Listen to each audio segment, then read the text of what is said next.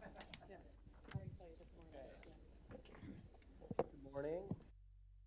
I will call to order the May 15th, 2025 meeting of the Montgomery County Board of Commissioners. We have two commissioners present. Commissioner Bello is at the community college right now, so he's unable to make it. But we have quorum, so we'll begin the meeting. I'll ask our sheriff to lead us in the Pledge of Allegiance. I pledge allegiance to the flag of the United States of America and to the republic for which it stands, one nation, under God, indivisible, with liberty and justice for all.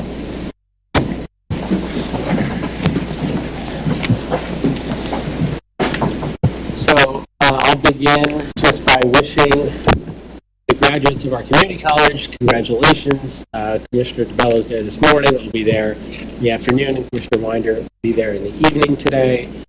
And it's a really exciting time. Looking forward to being on the campus. It's a time of year, many milestones and celebrations in our community, and we're proud to celebrate those and lift some of those up today. So one world event that has happened since our last meeting is that the Catholic Church appointed a new Pope, Pope Leo the 14th, who has some roots as a proud graduate of Villanova University. Any Villanova folks here? Here, Sheriff. Very exciting. He's the first American-born Pope, which means that when he says football, he actually means football. So it's a milestone, and he's definitely the first Pope to vote in an American election. I will take some guesses as to who he voted for, but I'm going to leave that. I'm just going to stop talking. Speaking of, I should tell everyone that we actually have our primary election this Tuesday, May 20th, and I think a lot of people in this room are well aware of that. If you've been involved, whether it's township level, school boards, whether you are a judge of elections or a critical part of the process of voting, there are a number of really important positions on the ballot. Of course, our courts of common pleas, Commonwealth Court, in the fall, the Supreme Court retention. This is an odd-numbered year, but it's not an off year. There's very important races that people should make sure their voice is heard. Encourage everyone to make a plan to vote on Tuesday, and if you haven't voted already by mail, I think about 70,000 people have requested their mail-in ballots. More than half of those have returned, so those keep coming in the door. So make sure you find your nearest drop box or get that in the mailbox soon. Although I would say at this point, don't put it in the mail, put it in a drop box. That's the fastest way to get it directed to the county. And given what I've learned about the process of choosing a pope, maybe we'll use some smoke signals to announce who wins the. But it's been reported. One of the things that I think is really important is that Pope Leo has been an advocate for immigrants and the underserved, and I look forward to hearing the words that he'll share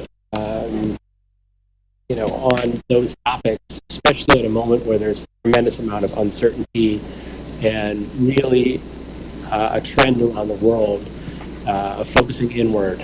And our country is no stranger to that. Unfortunately, there have been periods in which we haven't welcomed immigrants, and yet when you look at our history, we would not be the great country that we are without being a place where we've welcomed immigrants from around the world to help make America what it is. And I say that because I want to recognize that May is Asian American Pacific Islander Heritage Month, and we're celebrating the history of the community here in Montgomery County. You may not know this, but Montgomery County actually has the highest percentage in the Commonwealth, somewhere around 8 or 9%. And, in a county of 868,000 people, that's a very significant number of people. We have 100,000 immigrants in Montgomery County. And we're going to talk a little bit about the policies that we've done to make sure that we are inclusive here. But I think it's important to recognize that we've gone through a long history where 100 years ago, Asian Americans were literally before the U.S. Supreme Court, having served in the military in World War I, and yet were still stripped of their citizenship.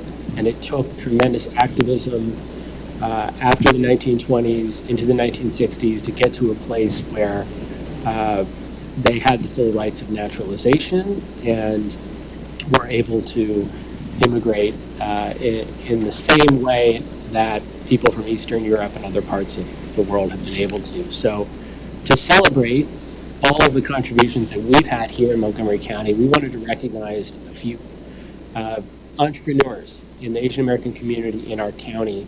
And I'll invite all of you up after we finish this. But I'm going to start with an entrepreneur who I read about in the Philly Business Journal just a couple of weeks ago, and I asked Steve Forrester, our commerce director, to call him and learn more about the business that he has. But you may remember that we had the coroner, Dr. Darby, come in March. She talked about the leading causes of death in Monco, and falls were the number 2 cause of death, number 2 out of number 3 in the county behind cardiac-related deaths, according to her analysis.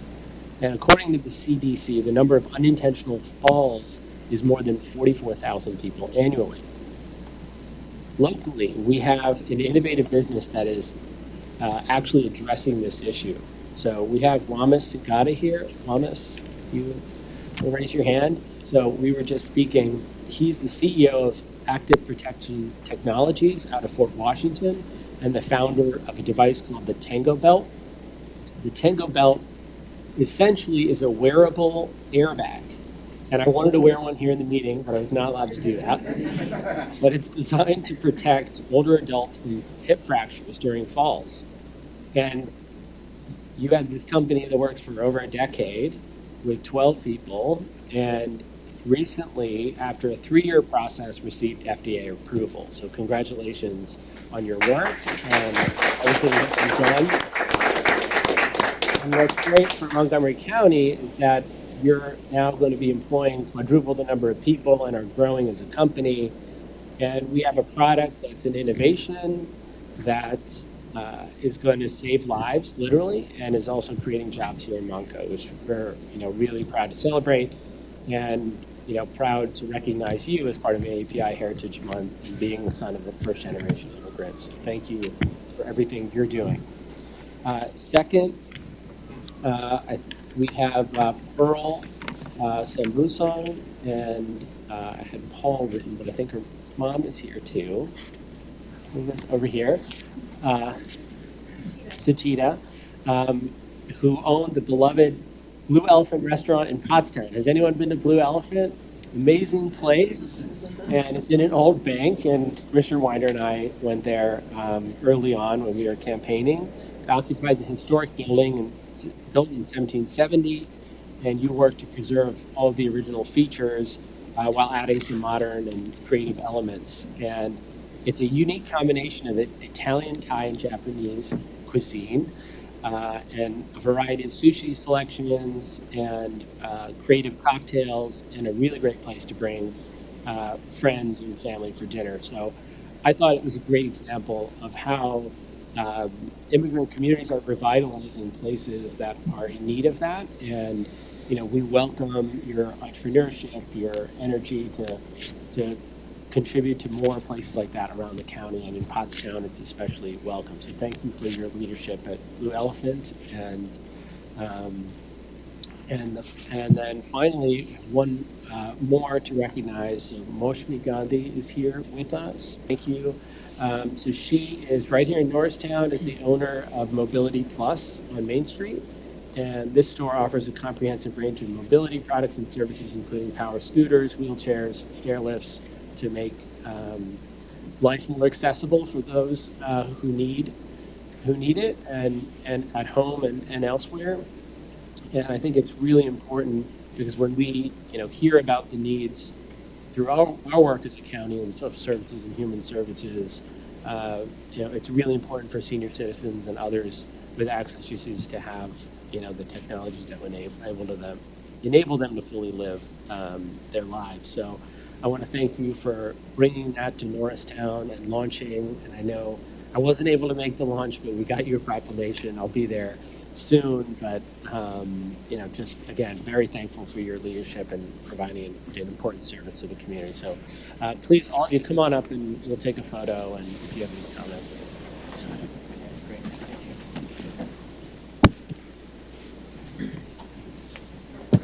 Right up here. Right up here.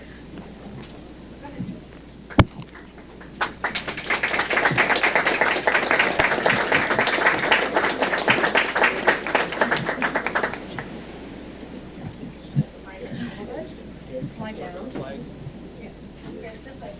Actually, Yeah, we're gonna slide it all the way down. You can Slide see down. it from the Yeah, top. in front of the flag. Yep. Keep going. Keep going. There we go. There you go. Good in. All right, right here. 1, 2, 3. Thank you. thank you. Thank you very much. Yeah, thanks for your.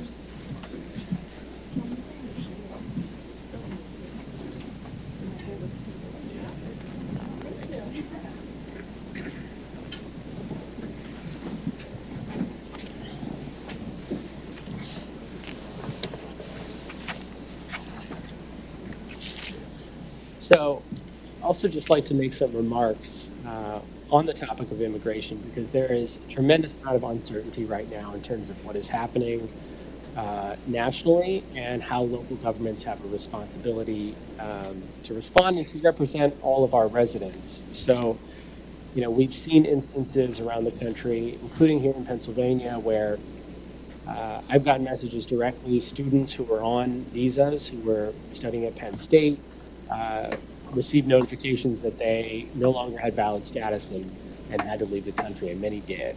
And yet then a week later, we're notified that the administration rescinded that policy and that they would have been fine to stay in the country. So there are many people who feel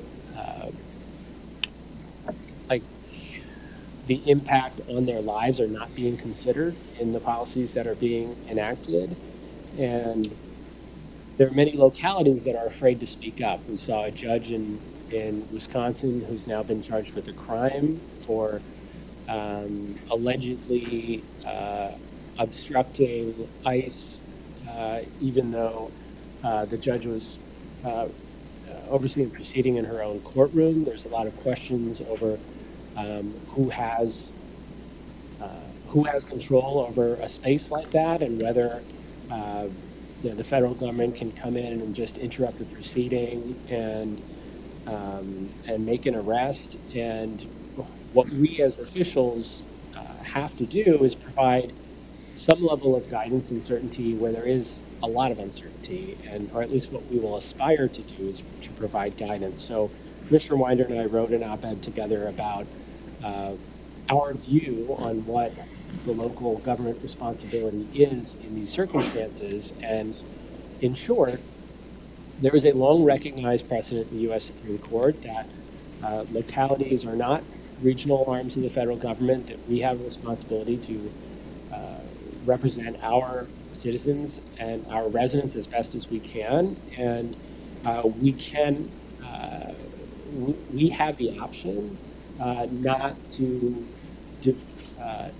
we have the option not to be commandeered or essentially deploy our resources in the aim of what we view as a misguided federal policy that does not serve the interests of Montgomery County residents. And we say that because we know that there are certain goals and pressures that are now being put on departments like ICE to reach levels of deportation. And in order to do that, they're going to have to target people who are,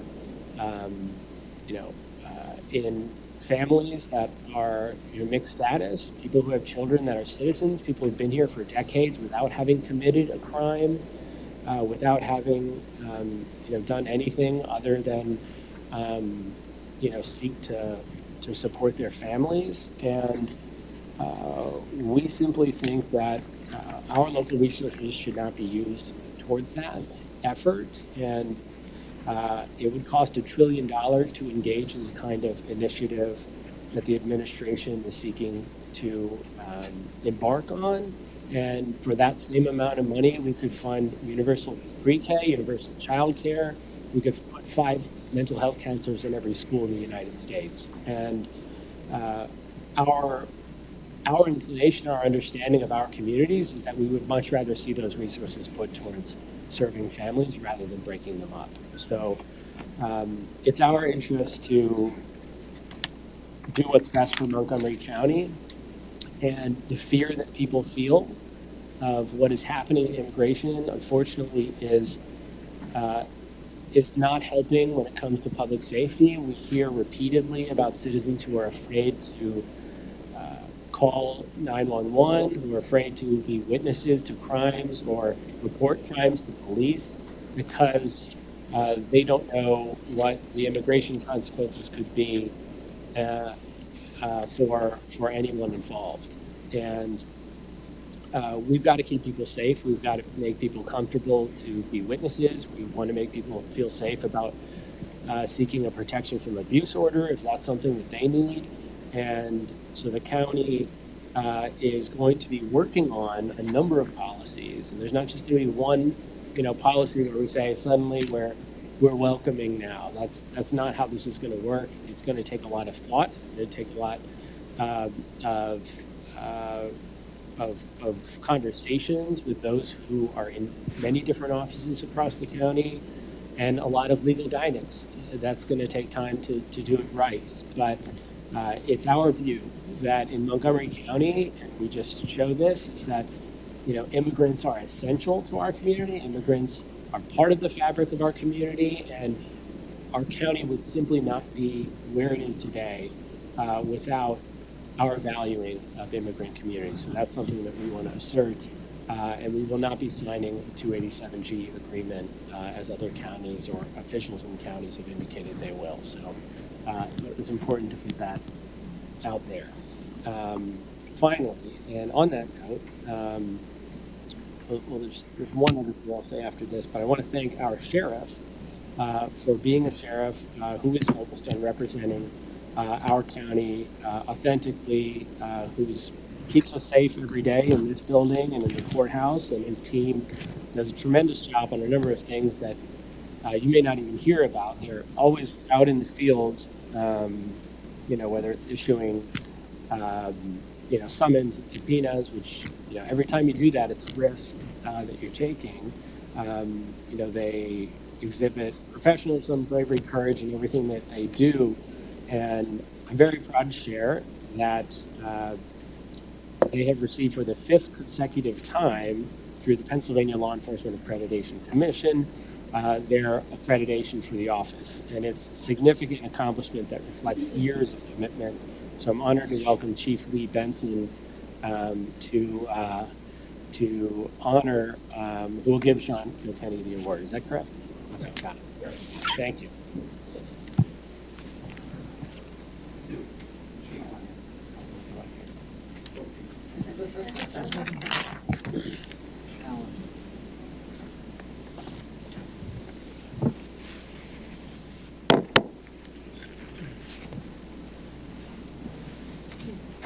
All right, I want to thank everyone here. It's a pleasure to be here today at the Commissioners meeting. Thank you, Commissioner McKeesha, Commissioner Winder. Sad Commissioner DeBella is not here, but he's here for a great event. Our community college is a treasure. I had the pleasure of serving on the board 12 years there, and what a great day community college graduation is.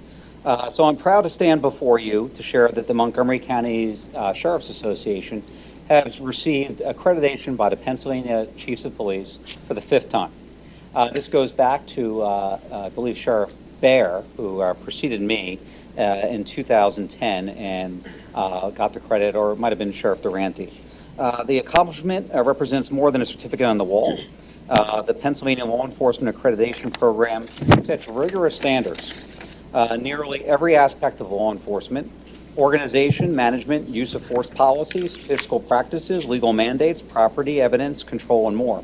And I can tell you, for example, when this was very beneficial, when the accreditation and constantly looking at our policies, when the country was going through much tumult about the role of law enforcement in relation to George Floyd and various other law enforcement practices, our relation to chokeholds and various things like that, we were ahead of the game. We had our accreditation, we had our policies in line, and I was able to put up our policies the next day to put anybody at ease related to that. And that's because of the rigorous process that we go through daily. But it's not me. It's the folks behind me that are really doing this. The accreditation process is very demanding. It starts with self-assessment and audits of all our files, policies, equipment in the field. And our accreditation manager over here, Lieutenant Stewart, and Corporal Volk and Deputy Cagliola are the ones that really took the lead on the accreditation. So what I'm going to do is, after I finish my remarks, I'm going to ask Lieutenant Stewart to come up, and then Chief Benson. Chief Benson is a Montgomery County resident, worked in Montgomery County for 35 years, culminating in Chief of Upper Dublin Township, before Chester County stole him and went over to West Whiteland. So it's a pleasure to have a friend here, and it's nice of him to come over the county line and honor us here today, because he's in charge of the Pennsylvania Chiefs, and the accreditation process. So I'd like to thank him and the Law Enforcement Accreditation Committee for conducting the vital accreditation, ensuring that the integrity of our standards were upheld. So we're proud to represent Montgomery County. We're proud to be accredited for the 5th time. The highest standards in law enforcement you have here, that's what your taxpayer dollars are being spent on. And we have a real partnership with the commissioners. People ask me all the time, they're like, how do you get along with your commissioners? We go to Sheriff's Association meetings, and there are often tumultuous relationships with commissioners. But I can say the Montgomery County Sheriff's Office has a friend in our county commissioners and a partner. So I really want to praise you for that. So next I'll turn it over to Lieutenant Stewart to say a few words, followed by Chief Benson. Good morning. Thank you for having us. I'm Lieutenant Stewart of the Montgomery County Sheriff's Office. I'm the accreditation manager, along with my partners here, Deputy John Cagliola and Ryan Volk. We work in tandem to make sure that all the policies of the Montgomery County Sheriff's Office are in place and fit the Accreditation Commission's standards. So there's 134 standards that we must meet. Every 3 years we get reaccredited through those 134 standards. And it goes beyond the 134 standards. I don't know if Chief Benson will point that out, but for each standard there might be 5 or 6 bullet points that we have to hit on every year to show that we are, in fact, adhering to all the standards they put forth. I want to thank the Chief and the Sheriff for supporting the program, the PA Chiefs of Police for sponsoring this and being able to put these standards out for us to be able to accomplish. I also would be remiss if I didn't thank Deputies Cagliola and Corporal Volk and the whole department for buying into the process. Thank you. Good morning, and thank you for having me here today. So it's really an honor to be here as a Montgomery County resident and former Montgomery County law enforcement official. I did jump ship to Chester County, and I like it there a lot, but I still am a proud resident of Montgomery County. So a lot has already been said about the program. Lieutenant Stewart mentioned that there's 130 some standards, but actually they have to meet, it's close to like 300, 400 additional bullet points, which really makes this special to get this done once again. It's every 3 years. So it's my honor. I would love to present this to the Sheriff. Thank you very much. And the Chief. Chief, come on in here. Come on in, squeeze in here, Chief.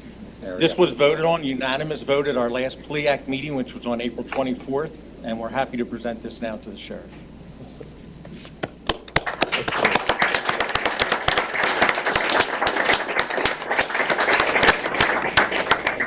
Thank you. Thank you. All right, you got it. Thank you very much. Thank you all for your work. I appreciate it. Any comments?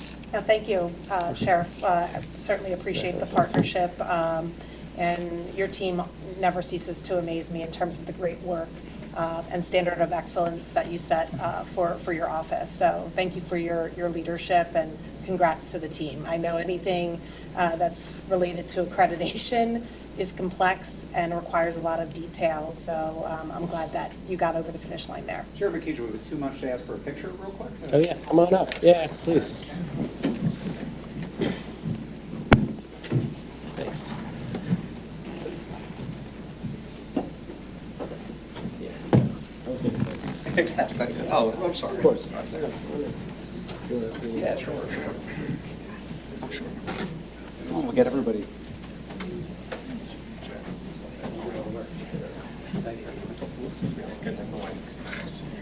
Spread it out. Can we get maybe one or two to come on this side? Hey Lee, why don't you come over here and we can hold the thing. There we go. Yeah. And then can I get one or two on this side? Also? Yeah. Even and out. Yeah, perfect. And then Sheriff, I'm gonna ask you to scoot over. This way? One of the flags. Yep. Okay. Keep going. Okay, I'll do No, it. that's good. All right. Do what I'm told. Better off.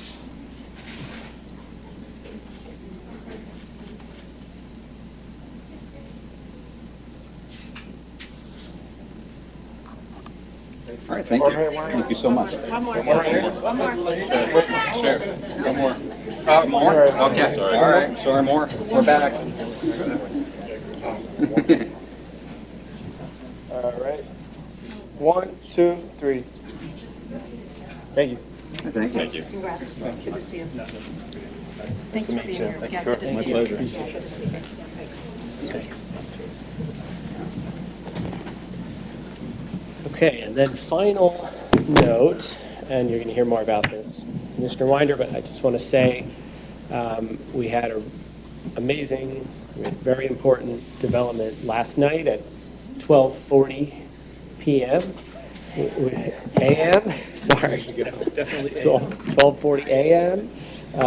Where Norristown made a great step forward to provide shelter for the homeless, and it's been something that's 5 years in the works, and it wouldn't have happened without the leadership of the county, and Commissioner Winder was there till the very end making the case. So thank you for your leadership, and we'll hear more about it. Thank you. Yeah, thank you. Well, good morning, everyone. How's everyone doing? Doing okay? Good.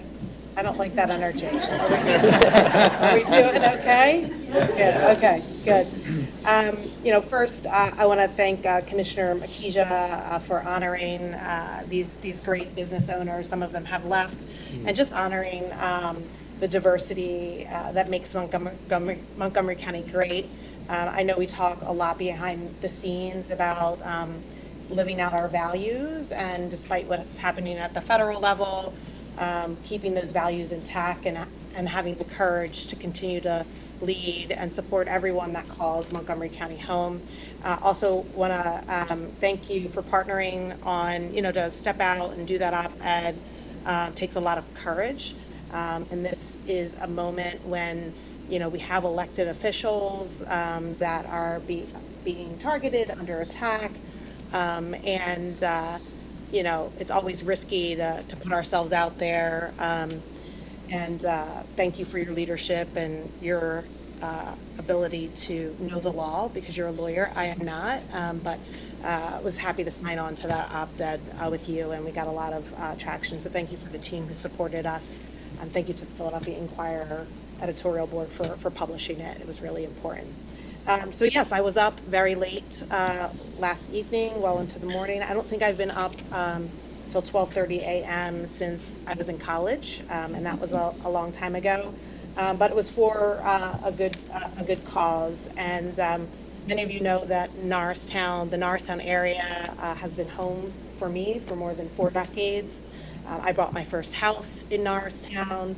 I went to Norristown area public schools. And so when I had the opportunity to become commissioner, I knew that I wanted to try to tackle some of the challenges that the Norristown area is facing head on. We know we can't tackle challenges in a vacuum. We know it takes partnerships. We know it takes courage. Last night was an example of that. So I'm really grateful that last night, myself, along with many county employees, if you were there in the room with me last night until 12:39, 12:40 in the morning, raise your hand. Who was there? You were there? Okay. Thank you for being there. Our colleagues and I presented a proposal to open a 50-bed transitional housing program next to the county's Human Services campus on DeKalb Street. We were all there until about 12:30 last evening, testifying in front of Norristown's zoning board, meaning to advocate for this important initiative that will help our friends, our most vulnerable friends and neighbors who struggle with having a safe, reliable, and consistent place to live, including those sleeping in cars, couch surfing, or in unstable living conditions. I'm pleased to announce that after 6 hours? After 6 hours of testimony and public comment, that the zoning board voted in favor of our county's proposal.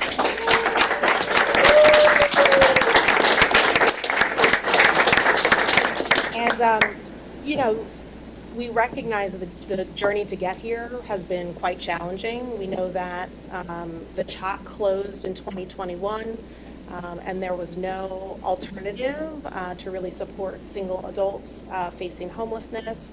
And I'm just really grateful that municipalities are stepping up to be a part of the solution. We know that ending homelessness is complex. And it's only through many partnerships that the county has made this kind of progress. And I'm so proud that now we can say that Norristown is one of our many municipal partners, including Pottstown and Lansdale, that showed the courage and showed the will to be a part of the solution and partner with the county on this very important mission. So first, I want to applaud the zoning board for their courage to do the right thing. That conversation last night at times got quite difficult. They asked very hard questions. The community shared their feedback, both the challenging feedback, concerns that they had, but also many people in the community showing support. So anytime you sit on a board and you have to go through 6 hours worth of testimony and public comment, I just want to applaud them. And I want to offer my sincere gratitude to the people, many of the people in this room, at the county, and the community that showed up to support. So I just want to acknowledge a couple of people on our county team, Kaylee Silver, Patty Gutenplan, and Robbie Robbins, who were witnesses with me last night at the zoning meeting. Yvonne Montgomery, who led the project for our solicitor's office. Thomas is in the back. We brought him on to really kind of shepherd this effort and ensure that we made tangible progress. Really grateful to you and your leadership there. Steve from our Commerce Department, thank you for engaging the business community and really working on the stakeholder mapping and getting them to the table and getting them to believe in what this project could do. Jesse King and Sean Lee from our assets and infrastructure team. This was not the only location that we looked at. This is like 8 or 9 months of thought in terms of strategically where could we put this location, and it's a temporary location. Our comms team, who probably is sick of me at this point, for just helping to get the message out there and just dispel some of the misinformation that was out there about the project. And I know there are so many other people that did work behind the scenes on our county team, so I just want to say thank you. I was also heartened to see so many community members, advocates, and partners who showed up and stayed up late. There were 48 people on the list for public comment last night, and many of them were there to offer support. I want to thank Council President Rebecca Smith. I've been working alongside her in this effort, and I want to thank former Council President Tom LaPera for partnering with me and the county initially. Council President Smith, her remarks really just acknowledged our shared commitment that has defined our collaboration since the beginning. And so many people came together to work on this, and so I want to say thank you to all. This is what government is all about, neighbors helping neighbors. I also want to just take a moment to clear up what this project is and what it is not, as I mentioned, has been some misinformation. This project is not a drop-in homeless shelter. It's an emergency short-term transitional housing program that provides wraparound services 24/7 year-round. This is not a halfway house. It's a supportive pipeline to permanent housing that can serve up to 50 people at a time and hundreds over the course of a year. Those who receive services at this facility will be pre-screened single adults. No walk-ins, no drop-offs will be permitted. Security measures, we've taken the security of this facility seriously, and so I want to thank our security team because we're going to include on-site officers and 24/7 monitoring. And the county aims to open this facility at the beginning of next year. So again, this was such an important step. I literally almost cried. I don't know if I was going to cry because I was tired or because we know how much work went into yesterday. So Again, congrats to all for making this milestone happen. We still have a lot of work to do, but this is a step in the right direction. So thanks again. This month is Mental Health Awareness Month, and I think it's important to shine a spotlight on an organization that is doing great work in our community and across the state. The PA Youth Advocacy Network is a statewide network of student leaders who use their voices and skills to build awareness and push for increased mental health support across Pennsylvania, for Pennsylvania teens. Teens are especially vulnerable group, exposed to so many pressures at a time when they're still developing. The work these students do to promote mental health in their schools, across the Commonwealth, and to our state legislature is incredibly impressive. And we thank these young students for their work, and we thank Sarah Pesci, policy specialist with the Jewish Healthcare Foundation, who launched the PA Youth Advocacy Network in 2018. Unfortunately, she could not be here today, so on behalf of the Montgomery County Board of Commissioners, we recognize May 23rd as Teen Mental Health Awareness Day in Pennsylvania. Next, I'd like to acknowledge an outstanding county employee and leader who's being recognized for her efforts to support some of our most vulnerable people in our community, Pam Howard. Pam, should I make you stand for my whole? I'm going to make you stand so everybody knows what I'm talking about.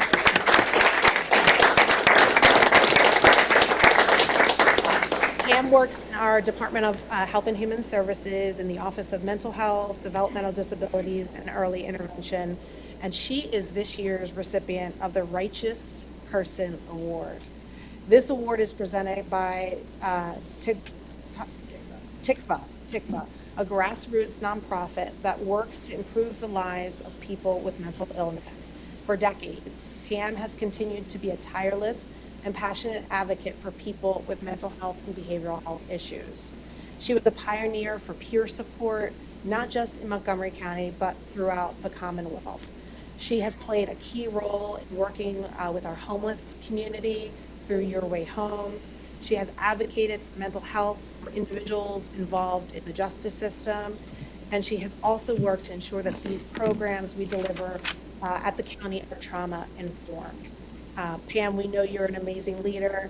I've gotten to know you over the last couple of years and your work, and we know that you're a champion for the people in Montgomery County. So I want to just congratulate you on your award and invite you up for a picture. Congratulations.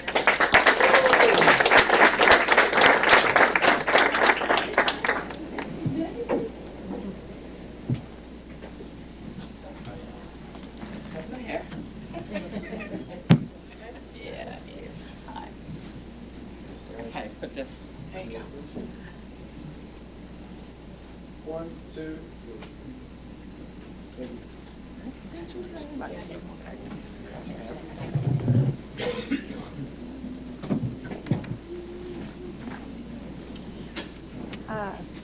So next, I'm proud and excited to welcome our next guest to today's meeting, Evan Wang. Evan, good to see you again.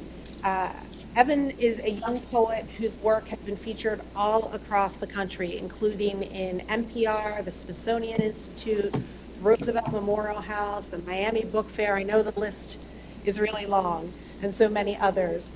In 2022, he was named Montgomery County's first Youth Poet Laureate. This year, he graduates from Upper Merion High School and will attend Harvard University in the fall. Congratulations on that. But that's not why we're here to congratulate you, but that's something to celebrate. Today, we recognize Evan as he has been announced as the National Youth Poet Laureate for 2025.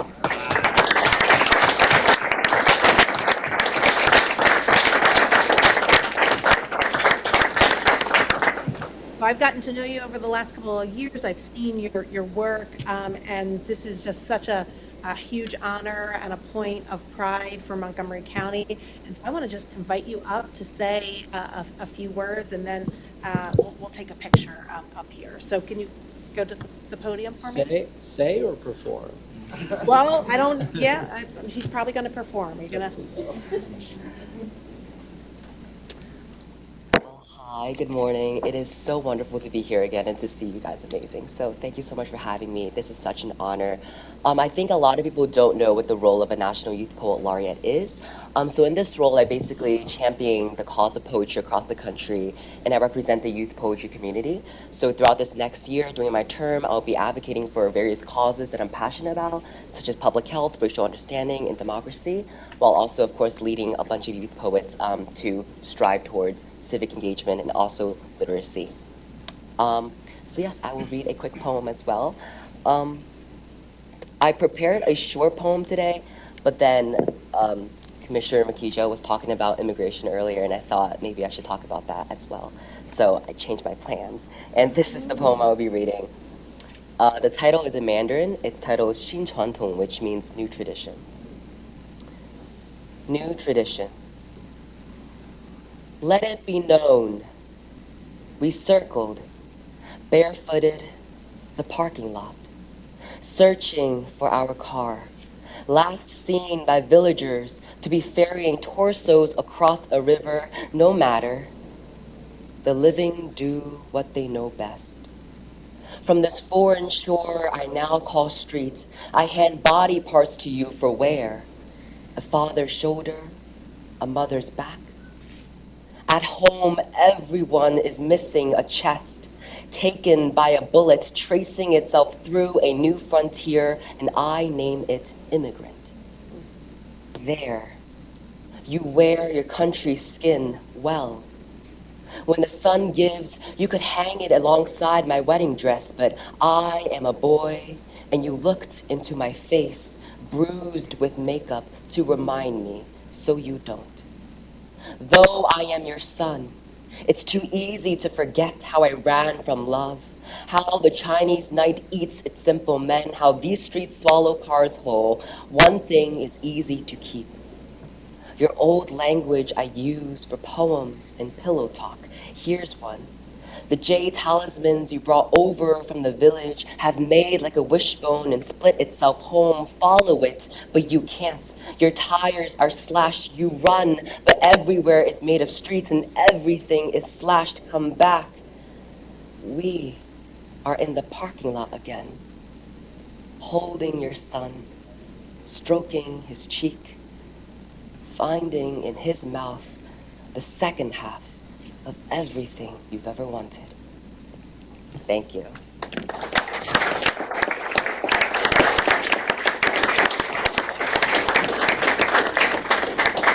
So thank you, Evan. We're going to have you come up. And Evan is the nation's 9th poet laureate, youth poet laureate, right? And he follows the footsteps of the country's inaugural youth poet, Amanda Gorman. And remember that poem, The Hill We Climb. So come on up. Let's celebrate you.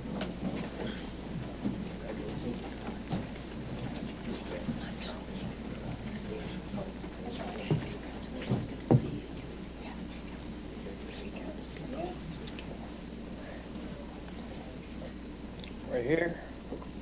Go ahead.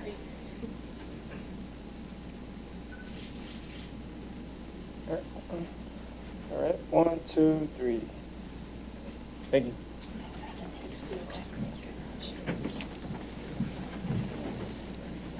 Okay, I'm almost done, I promise. All right. So next up, we have our Way to Go Monco winners for May. First, Caroline Benitez from Voter Services. Where are you here? Oh, there you are. There you are. She handles poll workers for 426, right? Is that the right number? Precincts. And that's just such a huge undertaking. And she works unimaginably hard to make our in-person elections happen each election cycle. I've been in voter services on election day and seeing the work that you do. So thank you and congratulations on being a Way to Go Monco winner. Linda Severson. There's Linda from the Pathonetary's office. I know how to say that now, 2 years later. Along with her normal duties, Linda is the office mom. I think we need an office mom for the 8th floor. Do we have one? We can borrow you someday. But in all seriousness, your team shared that you're the office mom, and you keep morale high and the workday interesting, and you make the office a welcoming place. And we know that when you're sometimes coming into that office, you may be going through some challenging times. So thank you, Linda, and congratulations. Nicole Stevens from IT. There's Nicole. How are you?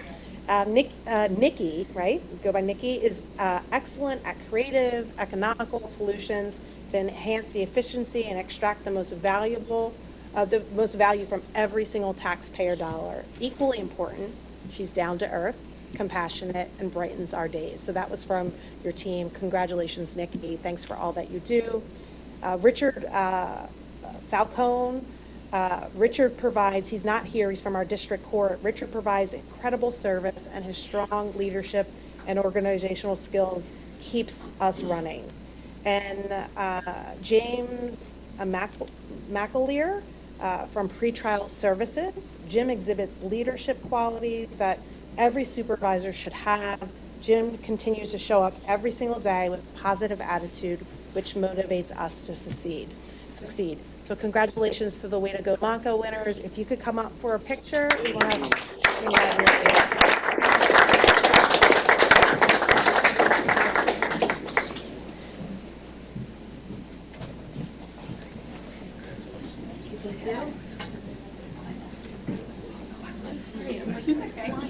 Thank you so much.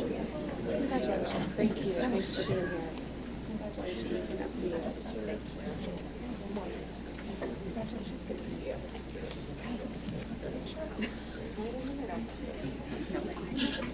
There you go. I appreciate that. 1, 2, 3. Oh, one more. Thank you. Congratulations. Thank you so much.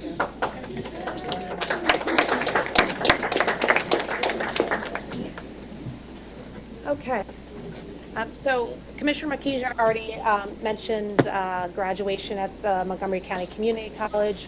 I'm proud to serve as a trustee on that board. And so this will be my first graduation serving as a trustee. So I'm excited to be there. I'm doing the 6 o'clock, you're doing the 2 o'clock. And Commissioner DeBello, as we know, is doing the 10 o'clock. So we want to make sure that as commissioners, we're supporting our local jewel and our community college, and just want to say congratulations to all of the graduates. And last but not least, we know that Memorial Day is coming up, and it's next weekend. It's a little earlier this year. I feel like it's a little earlier. Maybe it just snuck up on me. Whether you are traveling, spending time with family, or attending a local parade, I just want to wish everyone a peaceful, long weekend. Let's not forget the reason for Memorial Day. For many people, this is a time to reflect on memories of friends, neighbors, and family members who have given the ultimate sacrifice in the name of serving our country. I know I mentioned the last 2 Memorial Days that my sister-in-law died serving in the Navy in 2018. She was 23 years old and died while doing a training exercise in the Red Sea. And so we will be taking time as a family to reflect on her service to our country. And I'm sure there are many people that have loved ones who have given the ultimate sacrifice. There are services, there are parades taking place all across the county. And if you are able, I encourage you to not just go to the beach, not just go to a barbecue, but take time to remember those on this Memorial Day. And I want to just say thank you to all of our local veterans and veteran families for your service, and those that are actually currently serving in active duty, your dedicated work. Make sure that we never forget the men and women that have given the ultimate sacrifice. And in closing, I'd like to welcome my new intern, Miriam. Miriam, we're just going to have you stand up. Miriam will be joining me for the summer. She is a student at the University of Pennsylvania. I've gotten to know Miriam. Her family immigrated to this country from Egypt, and she's really interested in learning about how policy happens, how government works, She has interest in becoming an attorney. Maybe she should have been your intern, Commissioner Makija. But we take personal pride in investing in young minds and giving people the opportunity to explore careers, especially in local government. So Miriam is not on the payroll just yet. She starts on Monday, but I invited her to come and join us at the board meeting. So Miriam, welcome to the team, and we look forward to working with you this summer. So that's it for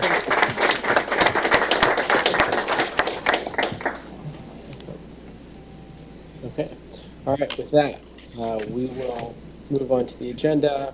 We have two brief presentations. First, I'll ask Ken Davidson, president of the Ambulance Association, and Brian Kuklinski, president of the EMS Advisory Council. We'll be recognizing EMS Week. Thanks. Good morning, everyone. First, I'd like to thank the commissioners for the opportunity to share a few words with you today. My name is Brian Kuklinski. I'm the executive director for Lower Providence Ambulance. I also have the honor to serve as the president of the Montgomery County EMS Council. I've been in the EMS for the past 29 years, in all within Montgomery County. So, been doing this for a little while. I just wanted to take a moment to honor and recognize there's 1,999 licensed EMS providers through the Montgomery County. Along with that is several others that are registered outside of Montgomery County that serve one of the communities within Montgomery County. These men and women, they're both either career or volunteers. They basically deal with the challenging situations every day, both physically and mentally, while serving the communities that they serve. In 2024, there was over 91,000 dispatches for EMS in Montgomery County, which equates to about 250 calls a day or 10 calls per hour. So there is a consistent need for EMS in the county. Their jobs are demanding, both just physically and mentally. Obviously, we're celebrating the Mental Health Awareness Month. So my comment out to the providers is please reach out at any time. There's many programs out there to help with any challenges that they may be going through. I'd also like to recognize officers, administrators, and board of directors within the EMS agencies. Sometimes most of these positions are voluntary, but they, depending on their position and roles, these positions, they see the same challenges that across all the organizations, that EMS organizations, such as ensuring we have full schedules to make sure that trucks are on the street, especially in a current industry that has a very limited labor supply of individuals coming up through the ranks and getting into the EMS system, along with increased costs, trying to figure out where funding is coming for the next big capital purchase, along with just retention of individuals. Sometimes providers, the neighboring squad's paying more, so they might jump ship and go down the street to pay the other one, or we're seeing a lot of people moving out of EMS in general. As we've seen the last 5 to 7 years, EMS across the Commonwealth is struggling. We're seeing a lot of agencies close down permanently. Unfortunately, that leads to increased lead times. It causes delay of service to the individuals and patient care. So I would like to, just kind of say, we need to kind of continue to work together. There's 17 agencies currently. We need to find a long-term solution to help make sure that our EMS system is resilient in Montgomery County and that we can continue to provide the service. I'd like to thank the commissioners for their vision and their support for the Montgomery County EMS study. I think even during that, I had the opportunity to be on the steering committee. During that study, we started noticing a lot of municipalities and EMS agencies starting to work together.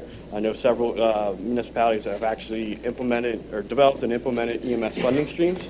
So I think it's great, and I honor that initial commitment from the municipalities, but I don't think our work is 100% done. I think at the EMS level, we need to try to continue to engage, partnerships between, local agencies, the county, and the EMS agencies themselves. At the EMS council level, I'm trying to engage our council to look at different recommendations from that study and figure out how the council themselves can maybe help support and facilitate, some of those recommendations that were made throughout that study. Over time, I think EMS is going to change the structure of EMS in the county. As you read through the study, we talked about Potentially some agencies may be forming an authority model, some may merge together, or there's still going to be agencies that are going to be standalone organizations, and I think we need to support all three of those structures, and continue to allow them to provide the care that they do to the community in Montgomery County. And in closing, I just want to personally thank EMS providers, especially with next week being EMS week. These providers dedicate, put a lot of commitment, hard work, tears, sweat, blood. Every day they sometimes work for multiple agencies. We want to just kind of recognize that their commitment doesn't go unnoticed, and it's always appreciated. And again, I'd like to thank the commissioners and the Montgomery County staff that continue to just provide support to the EMS system, and I look forward to future discussions and partnerships to help the EMS system. Good morning, Commissioners. My name is Ken Davidson. I'm the Assistant Chief of 2nd Alarmers Rescue Squad. I'll soon be entering my 33rd year of service at SARS, where I've transitioned from a young 16-year-old eager volunteer to the role where I have the privilege of leading a career staff of close to 80 providers, supplemented by a group of dedicated volunteers. For the past decade, I've had the honor of serving on the Montgomery County Ambulance Association Board, many of those years as the president, and for several years now, I've had the honor to serve as the Region 10 Director of the Ambulance Association of Pennsylvania, representing not only Montgomery, but also Chester, Delaware, and Bucks counties at the state level. I want to thank you for having us today in honor of EMS Week and recognizing the efforts of the hundreds of dedicated EMS providers that dedicate their lives to serving the residents and visitors of Montgomery County. I'd like to urge you to find ways for the county to honor and support those professionals and their agencies year-round. I want to thank you for the efforts you've taken over the past few years to study and analyze our current EMS system and to look at the many strengths we have, as well as the inevitable weaknesses we all face. As our friends in the hospital administration world would say, these are opportunities for improvement. I want to urge you to take the information that has been collected and put it into the comprehensive report and help us to use it to attempt to make those improvements. I want to thank you for trying to engage our local municipal leaders and elected officials in the study and working to bring them to the table as we focus on our collective efforts to strengthen our current system.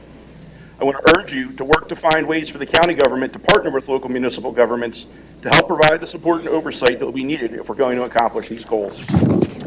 In recent years, having the opportunity to work with peers from across the Commonwealth, I have learned that it is not only possible for the challenges we are seeing here in Montgomery County to get worse, but that in fact they are already significantly worse in other parts across Pennsylvania. We frequently take a self-critical look at our systems, and we're concerned that we're seeing response times that are increasing from 6 to 7 minutes to 12 or 13 minutes. And rightly so, we want to find ways to fix that. That being said, there are areas of Pennsylvania where a typical response time is 30 to 40 minutes, with multiple agencies closing their doors in recent years. There are some residents facing response times of 60 minutes or greater for serious medical emergencies when every second counts. I won't spend time today giving you a breakdown of all the various factors that have caused EMS in these parts of the state to spiral into complete failure, but I will share with you that a root cause analysis, you would find that it's a failure of planning and establishing for consistent, sufficient, sustainable funding and revenue sources. Most of the agencies that have been forced to shut their doors after decades of service to their communities are just like the department I represent that has been serving since 1938, and like our brother and sister departments here in Montgomery County. Unfortunately, for a variety of factors, including pride and hubris, many of these agencies did not ask their communities or their regional authorities for the needed support until it was too late, if they asked at all. Others asked, and those requests fell on deaf ears, or worse yet, on local governments who chose to willfully ignore the requests for help. I stand here today on behalf of my agency, the Montgomery County Ambulance Association, and the Ambulance Association of Pennsylvania, to thank you for starting the discussion to identify the challenges being faced by those of us who make up Montgomery County EMS. And I urge you to take the steps necessary to be a part of the solution as well. Thank you. Thank you very much. Thank you. Thank you for your work. Thank you for your service and highlighting that there's a lot of work we have to do as a county and bringing together all the different agencies to make sure we can best serve our residents, and we're absolutely committed to that in the ways that you recognized and many more. So look forward to following up on all those conversations. Thank you, Commissioners. And I would just say, just thank you for being here and taking the time. And obviously, you both have been in the profession for some time, and you're doing that advocacy work to make sure that the system is invested in. I've seen firsthand, just in caring for 2 disabled parents, and how often EMS workers professionals have been in and out of my own home, and just the care and compassion. Especially dealing with my mother when she was going through dementia and all that good stuff. It's those moments where you all are on the scene first, right? Supporting family members, supporting loved ones, and transitioning them to the hospital or wherever they need to go. So I just want to thank you and your team members for the work, and we continue to look for ways to partner with you and make sure that you have the investments to protect our public safety net. Thank you. Thank you. If you want to come up, we'll recognize a proclamation. And just to reiterate, 91,000 calls every year is how many they respond to. So.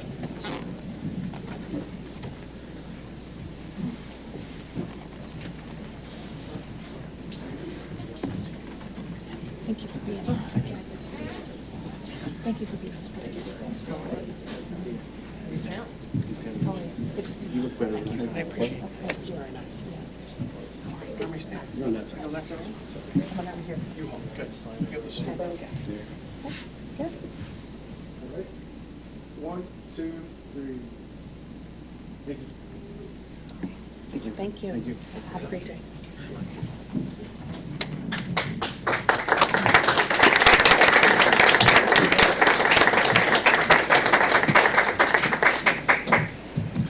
Next, we're going to hear from Sam Applefield, our Food Policy Program Coordinator, on the launch of the Adventure Farm Stand Challenge. Yeah. Adventure. Adventure, exactly. Good morning. Thanks so much for having me here today. Happy to give a quick update on a program I've been working on with some of my colleagues in Health and Human Services, as well as the Planning Commission and the Communications Office, called Adventure. So the goal of Adventure here is to really try and connect community members with local agriculture, with local farms through a kind of fun and interactive experience. We kind of took inspiration from the Trail Challenge and thought about how could we do something similar to encourage folks to go visit some of the close to 600 farms that we have throughout the county. So we looked at a few other examples. In Berks County, they have the Berks Agricultural Resource Network, or the Barnopoly, which is a similar idea. And Visit Pennsylvania has something called Scooped, which is an ice cream trail to go visit local dairy farms that make ice cream. So for our version, we decided to set up a bingo card, which you can see on the screen here. It has a variety of different activities, things like pick your own flowers, complete a corn maze, visit a farmer's market. And the idea is pretty straightforward. People will complete these activities, take a picture as they do, and then submit those pictures along with their completed bingo card. And we have a simple form for people to be able to submit those things. And then we have a few different prizes depending on how many rows or columns you complete. Things like a mug or a lunch box or a cooler bag with the Adventure logo on it there. So to help people find farms where you can complete all the different activities on the card, we have a new tool from the Planning Commission, the Field to Families map. So you can filter. Using that map, you can filter to find farms that offer these different activities, and then go to complete them there. Adventure will be opening on May 30th, so at the end of the month, and will be open for about 6 months until the end of November. We're coordinating with libraries and farmers markets and other kind of community spaces to make hard copies of the bingo card available, and we'll also be launching a website so you can download it and get more information about it there. I think that we have a kickoff event planned at Necessity Farms in Telford on Friday the 30th, so we're looking forward to that and to people having some adventures in the county. That's all. Thank you. No, that's great. Thank you.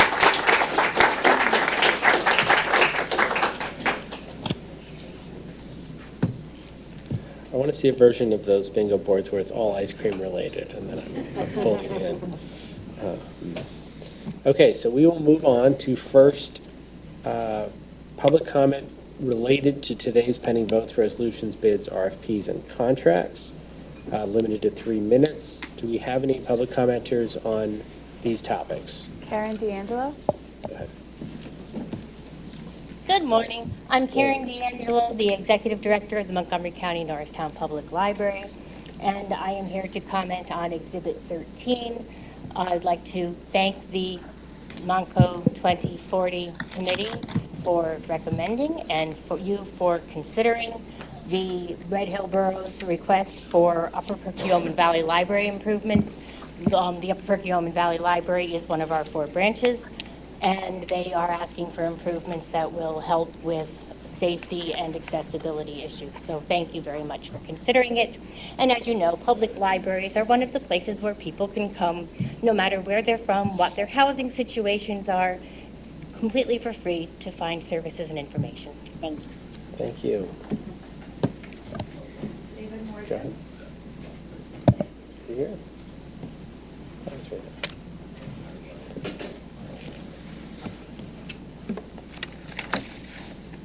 Hello, I'm David Morgan from Ambler.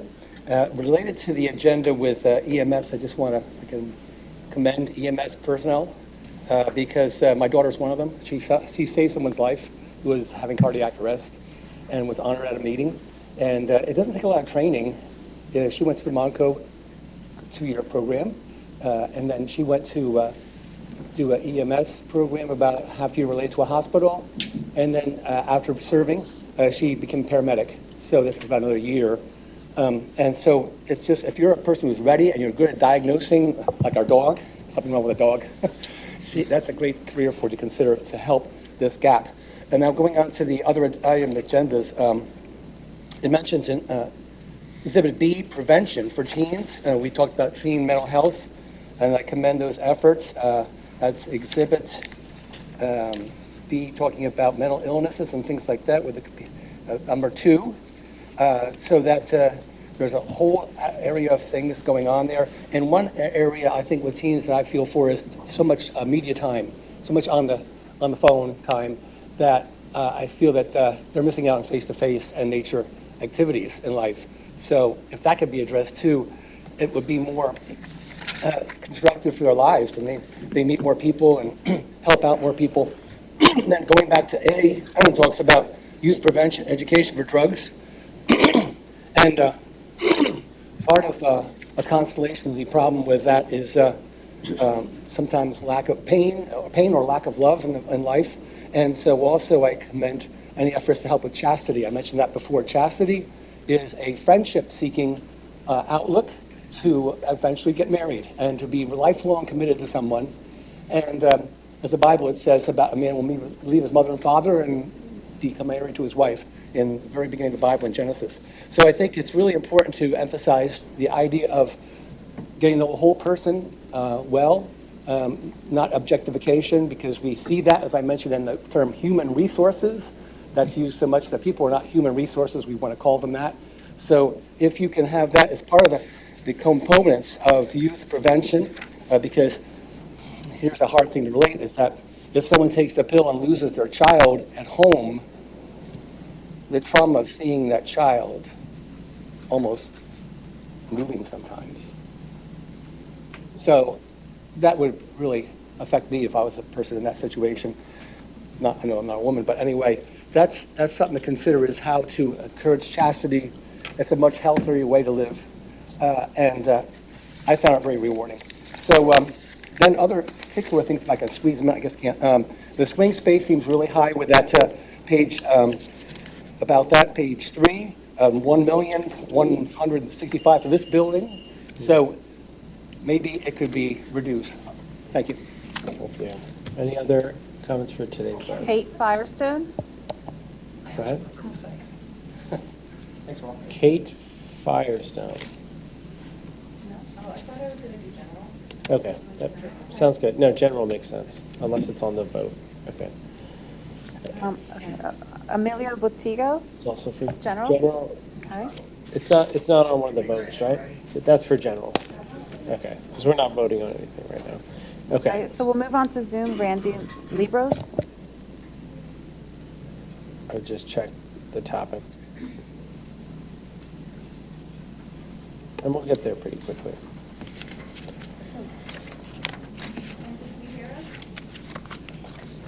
Randy.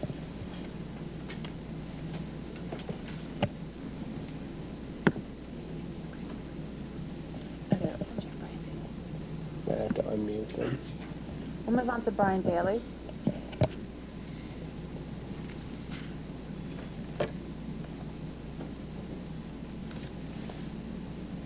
Brian, can you hear us? Can you hear me now? Hello, can you hear me? Yes, we can hear you.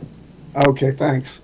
I want to make a comment on the commissioners' comments. I applaud Commissioners McKeeja and Winder for their comments today and their op-ed in yesterday's Inquirer about the county's non-compliance with ice suppression.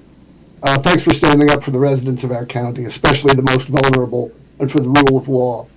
And congratulations to Commissioner McKeeja for his Emmy nominations for his video on voter fraud and true election integrity. But that's all I have to say. Thank you. Thank you. There's a star among us. Oh. Don't run off to Hollywood, okay? We'll see if we win. We'll see if we win. But,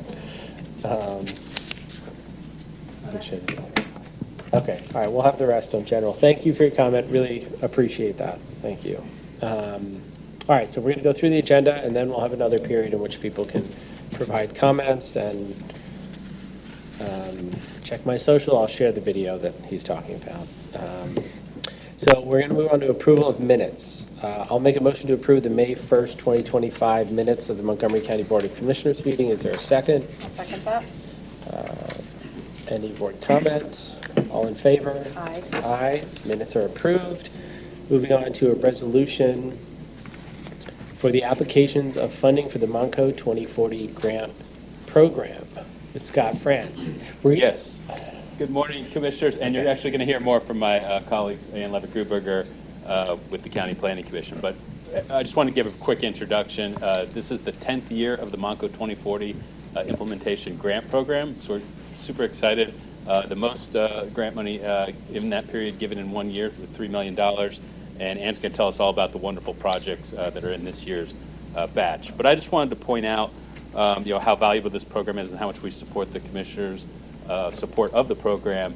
This is really one of the best opportunities we have to implement the County Comprehensive Plan. And the beauty of it is we're going out to the communities, we're letting them tell us what projects are needed in their communities and what they can do with these resources. So not only do we see the goals of the Comprehensive Plan being met, but we're seeing it at a level that local residents benefit from, and you can go almost anywhere in the county now after these 10 years and find a project or see the results of this project.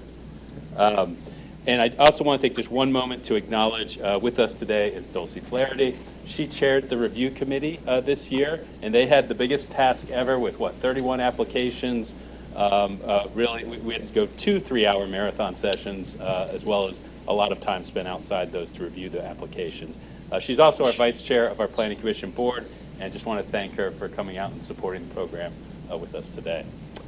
So I'll hand it over to Ann, and also recognize Chloe Moore, who's up here, who was an instrumental part of the staff that creates this. I feel like there's nothing left to say now, Scott. I am just going to render a quick summary of the program and this year's award recipients. So as Scott mentioned, this is the 10th year of the Monco 2040 implementation grant program. In the last 9 cycles, we have received 228 applications, many millions in requests, and have awarded 140 grants for a total of $17.7 million, a not insignificant amount of money.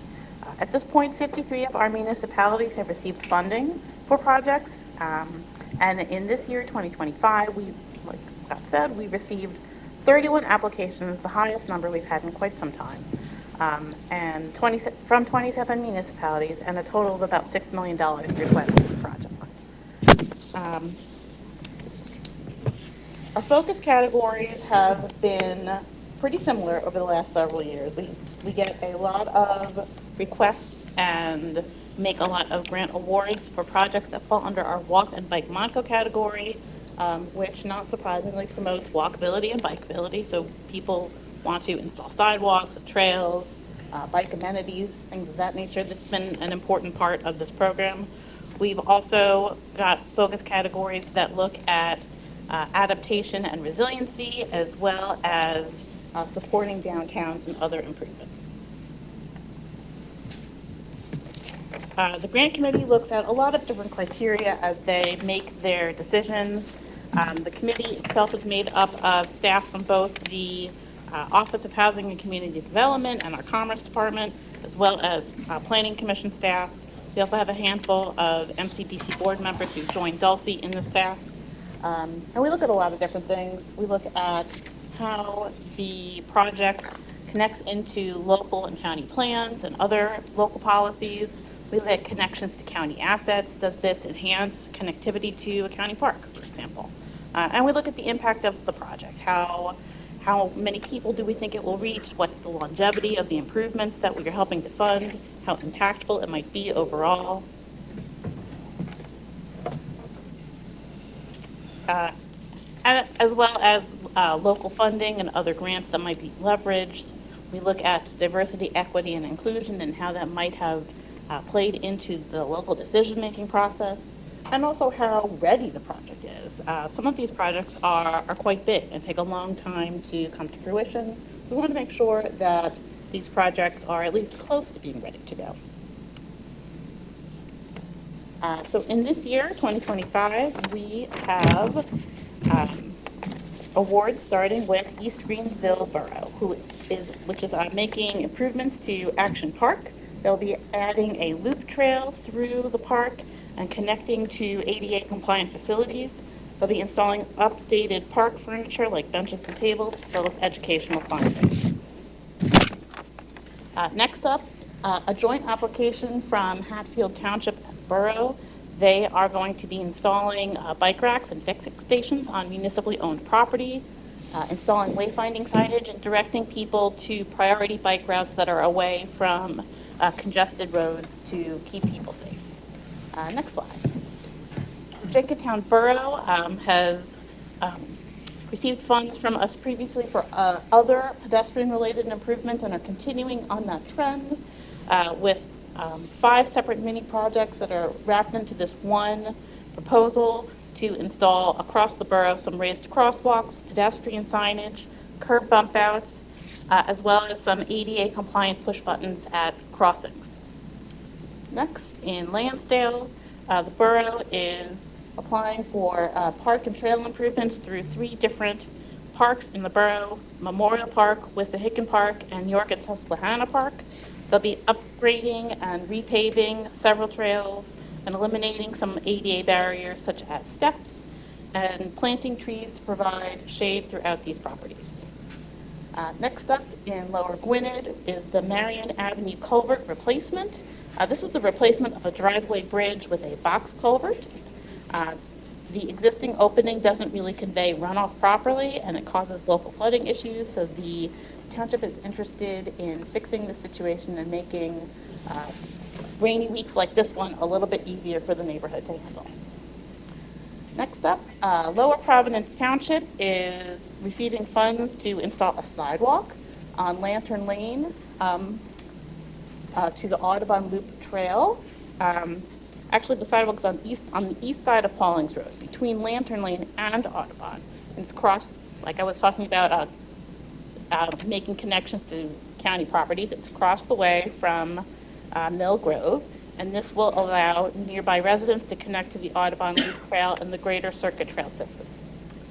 Next up is in Lower Salford, the Briarwick Park Stream Restoration Project. This is a grant to fund a stream restoration within the park along a tributary of Indian Creek. It's 875 linear feet of this stream channel.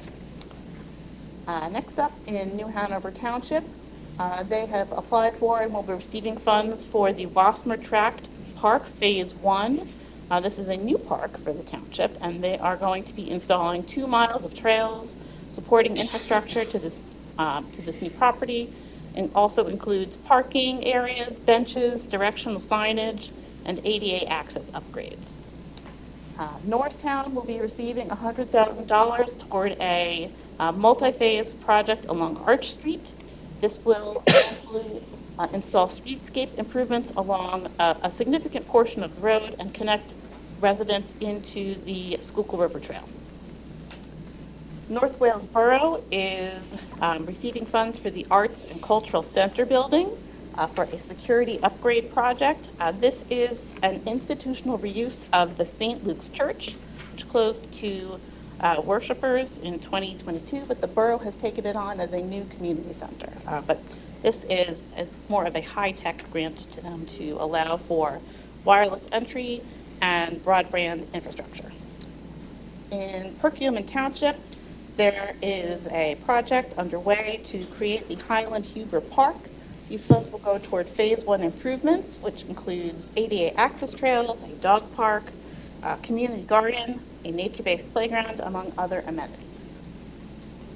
In Pottstown, funds are being granted for the Brookside Park redevelopment project, which will allow the borough to remove outdated playground equipment and install newer accessible equipment, including a bank shot basketball installation, which you can see on the bottom right, as well as landscaping upgrades. Red Hill Borough has partnered with the Upper Perkiomen Valley Library for 3 small improvements. The first is this is another institutional reuse of an old industrial building. So that factors into their first request, which is for motorized blinds to be installed on the large windows because the sunlight that filters into the building damages the books. Newer blinds will help protect their collection from sun damage. They'll be replacing the outdoor light fixtures that line the walkway into the building, as well as installing automatic door openers for ADA accessibility. Royersford Borough is receiving funds toward the Main Street streetscape improvements. This will be on Main Street between 6th and 7th, adjacent to a new apartment building that's going in. This will expand existing street lighting and install decorative brick surfacing along this block. Next, in Talamenson, Township will be receiving funds toward the Grist Mill Stormwater Basin Modification Project. This will allow the township to convert 2 dry stormwater basins to dry extended detention basins, which will provide better nutrient sediment reduction through this waterway. This is part of a multi-municipal pollution reduction plan, so extends beyond just Talamenson itself. TRAP has partnered with Historic TRAP to provide funds toward restoring the Speaker's House for the semi-quincentennial. This is a house that belonged once to Frederick Muhlenberg, the first Speaker of the House. And the organization is working as quickly as they can toward restoring the house to its former glory to be ready in time for the 2026 celebrations. Sorry, quick fact check. Speaker of the Pennsylvania House. No. For the U.S. House. U.S. House. U.S. House. Ben Franklin is the first PA House. I think he was both. He's both? Oh, nice. Fascinating. All right, thanks. Last but not least, West Norriton Township is receiving funds toward pedestrian improvements at the Boulevard of the Generals. There is a bus stop here that provides services to the adjacent shopping center and businesses at Valley Forge Business Center, but it's not a very safe place to wait for a bus or cross the street. So these funds will go toward installing a pedestrian crossing, which you can see in the photo, and bus shelters to allow for better transit access. And all of this combined, next slide, Gabby, adds up to the $3 million that we are allocated for this program. We're excited to see all of these vibrant projects being proposed. I wish we could fund everything because $3 million is not the same as the $6 million in requests, but we had a really great batch of projects to choose from this year. Thank you. Thank you. Thank you for all your work. Thank you for all of the work of the committee, the commission, the team.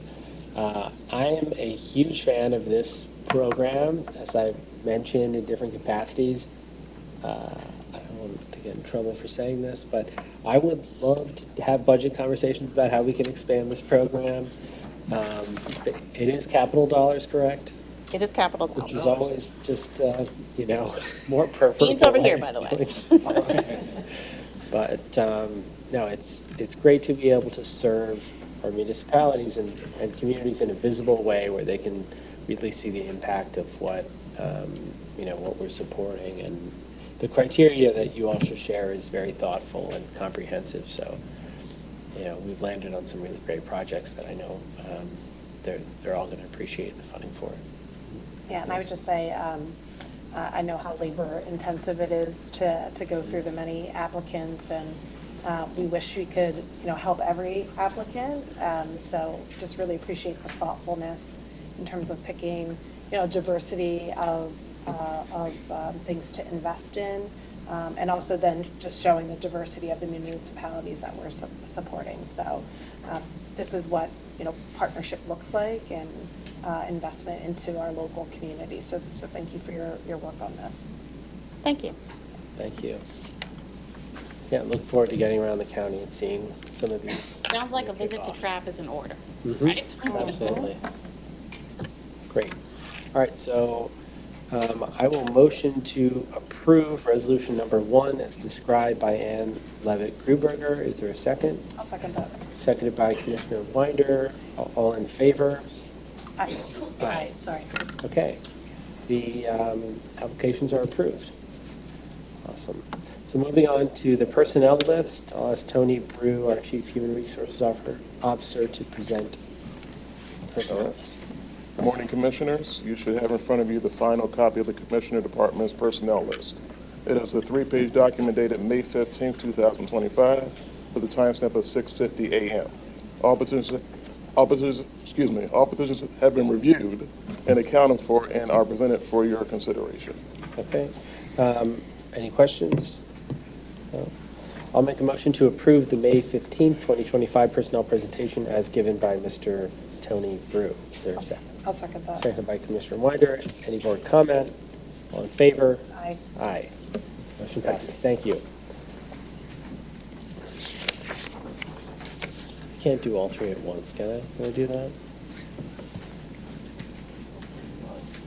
All three. Bids, RFPs, contracts, Southeast PA Regional Task Force. Take them separately. All right. Should think about that for the future.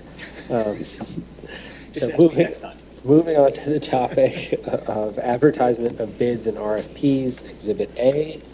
I'll make a motion to approve the advertisement of bids and RFPs for Montgomery County on attached Exhibit A. Is there a second? I'll second that. Seconded by Commissioner Weiner. Any board comment? All in favor? Aye. Aye. Motion passes. Awards of contracts, Section J. I'll make a motion to approve contracts, awards, amendments, and renewals for Montgomery County on attached Exhibit B. Is there a second? I'll second that. Seconded by Commissioner Winder. All in favor? Aye. Aye. Motion passes. Awards of contract for the Southeast PA Regional Task Force. I'll make a motion to approve the contracts, awards, amendments, and renewals for Southeast PA Regional Task Force on attached Exhibit C. Is there a second? I'll second that. Seconded. Any board comment? All in favor? Aye. Motion passes. Okay. Moving on to general public comment. Are there any commenters? Yes, we'll go back to Kate Firestone.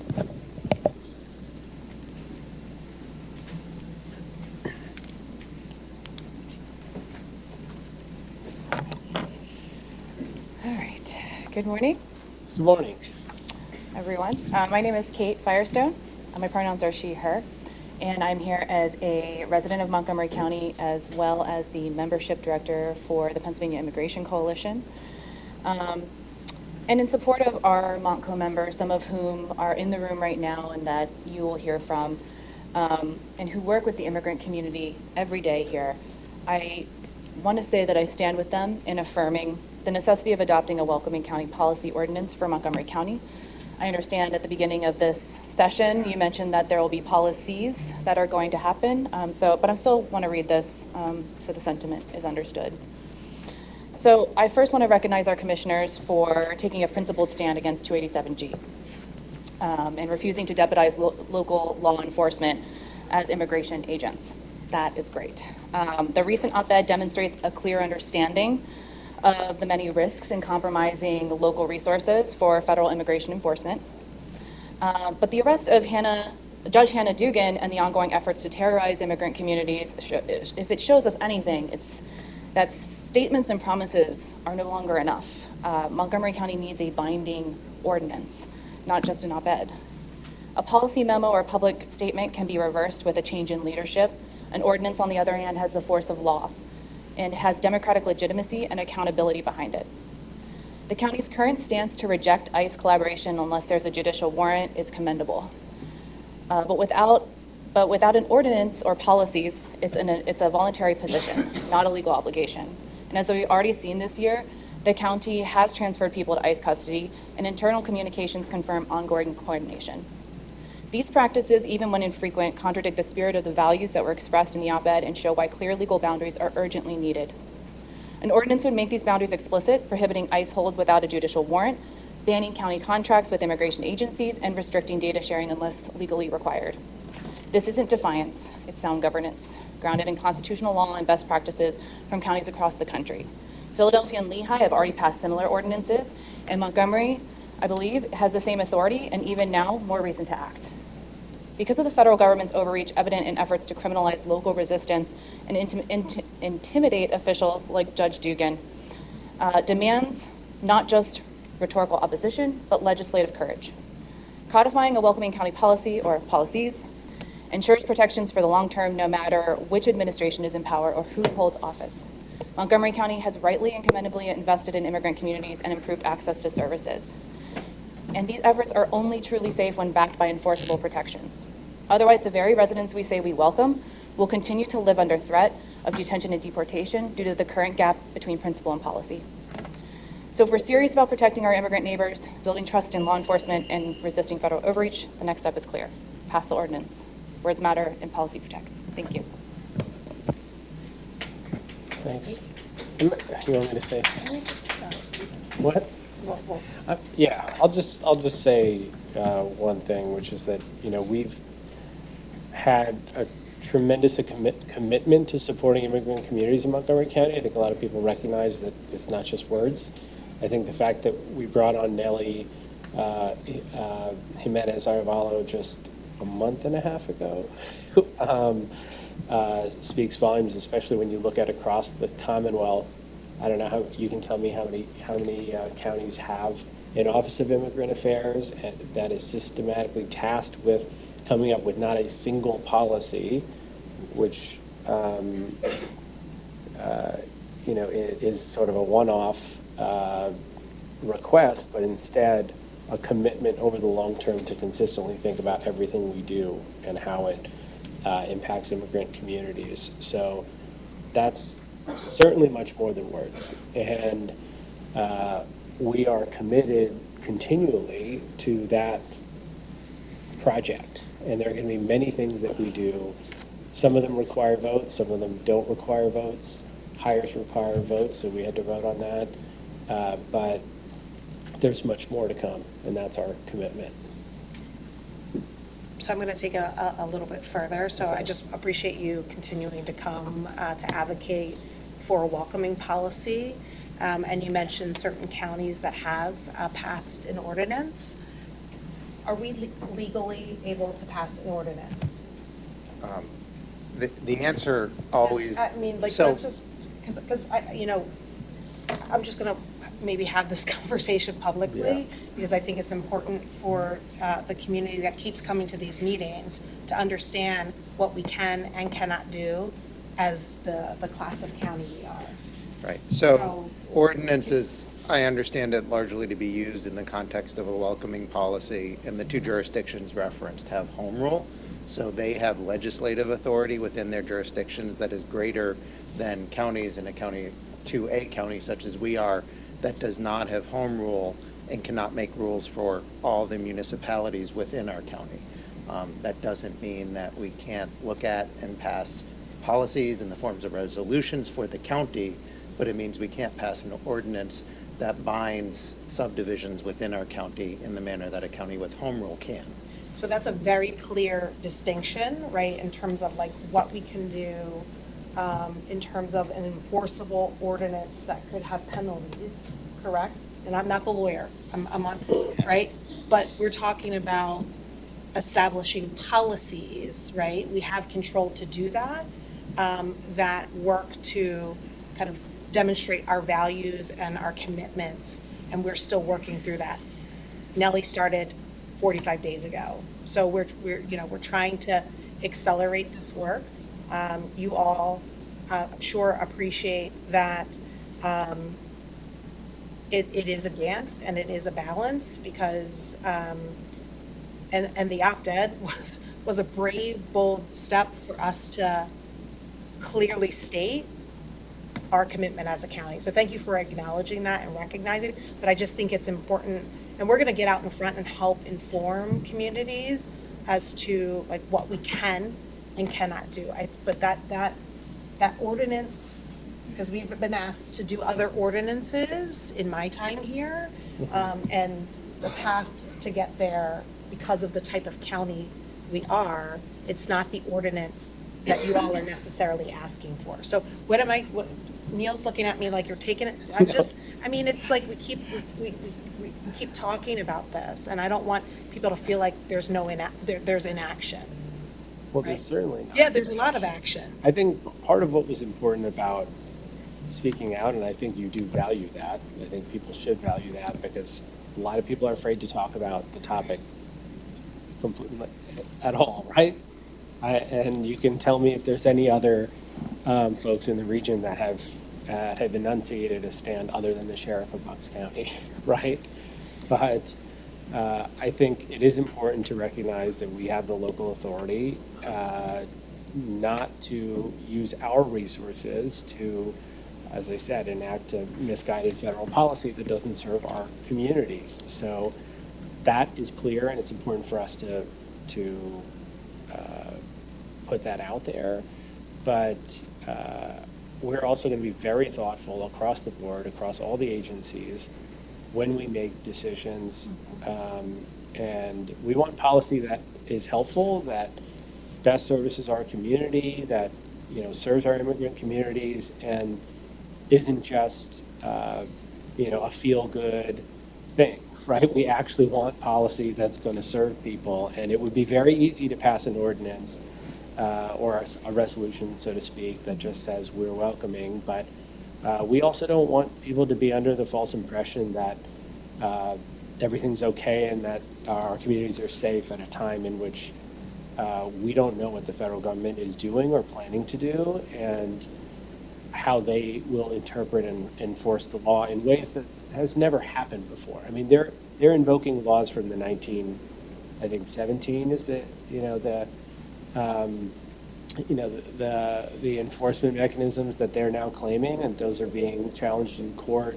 So this is a fluid, moving situation where we have to be thoughtful on all the fronts. So I'm very confident, though, in our team and the expertise that we have, that people are very committed to serving our community as a whole and all of our residents. And as we recognized in the beginning of this meeting, that our immigrant communities in Montgomery County are absolutely essential to the fabric of the community, and we're going to do everything we can in the decisions we make to recognize that. So I imagine we have many more comments on this topic, so why don't we go ahead and continue that. Go ahead.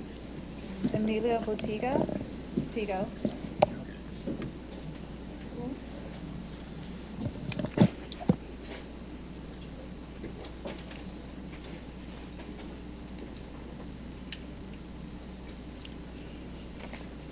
Hi, good morning. My name is Emilio Buitrago, and I'm a new resident in Montgomery County, living in Bridgeport, Pennsylvania. I strongly support the sentiment expressed in the Philadelphia Inquirer article written by Commissioners Makija and Winder, opposing the reinstatement of the ICE 287G agreement in Montgomery County.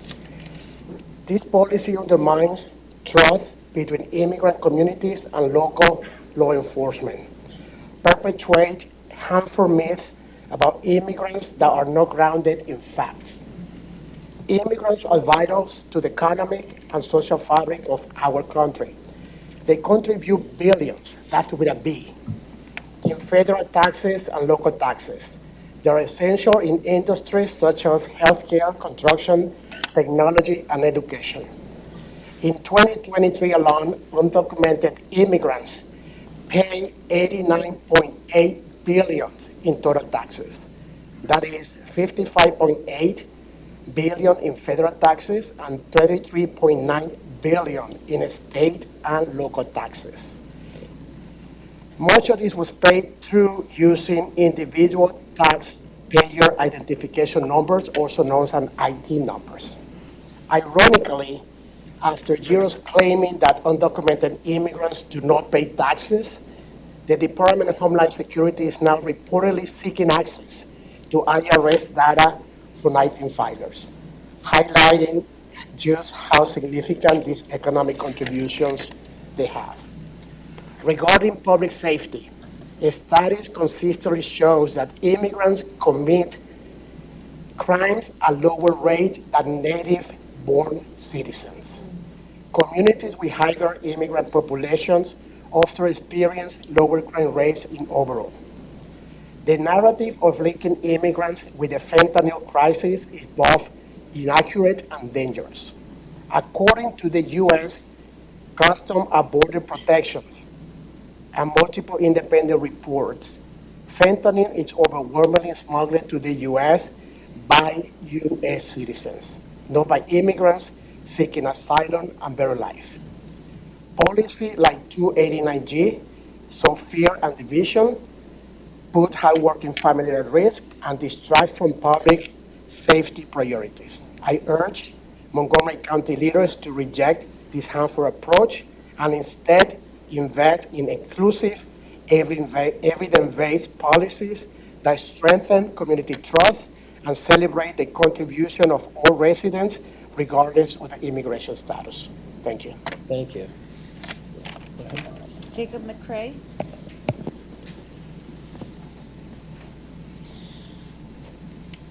Good morning. My name is Jacob Stone McCray, and I'm the Community Resource and Advocate Specialist at Aclamo. As a representative of Aclamo today, I wanted to express our strong support for the county's decision to not adopt 287G. Now more than ever, we need to stand united to support the immigrant communities here in Montgomery County. Thank you again for taking this important action. Aclamo deeply appreciates your position, and I am confident the broader community does as well. Thank you again for your time, and I wish you a great rest of your day. Thank you. Thank you. Tom Peterson.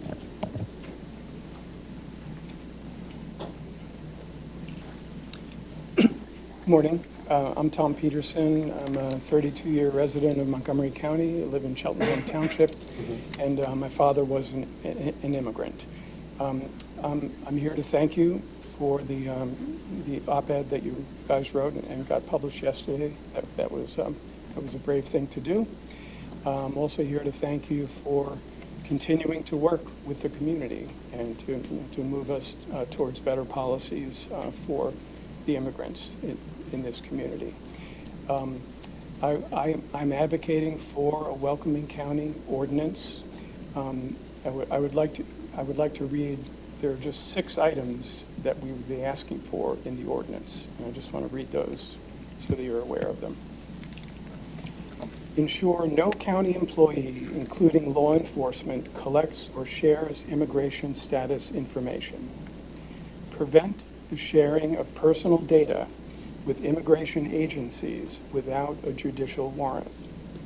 Prohibit agreements or contracts with federal immigration agencies such as ICE or CPB to operate or rent county facilities.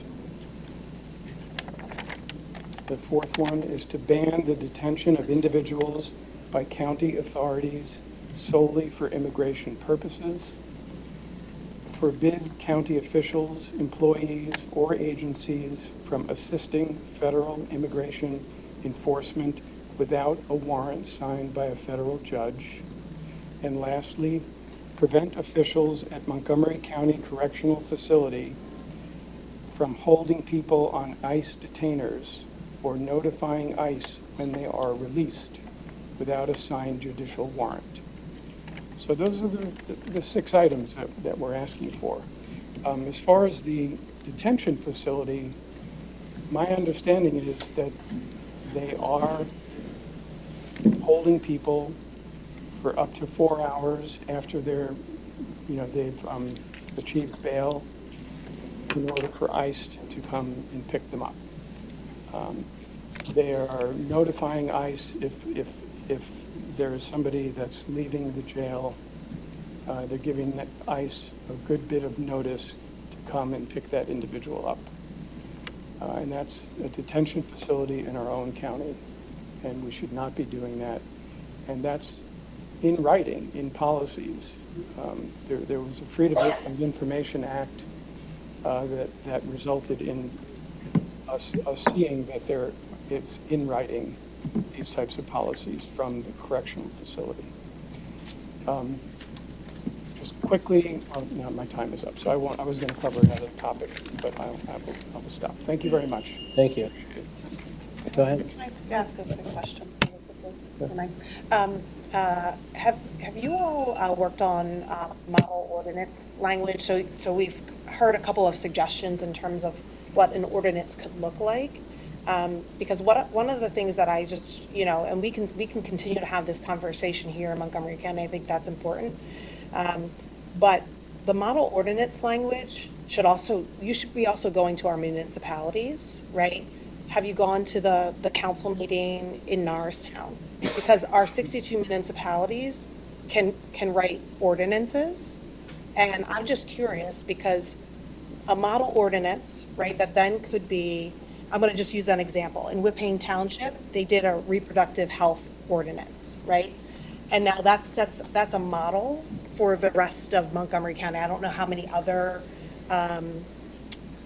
municipalities in Monco have a reproductive health ordinance. So I just wanted to ask, does anyone know, have you drafted a model ordinance and have you gone to any other, our local municipalities on this issue?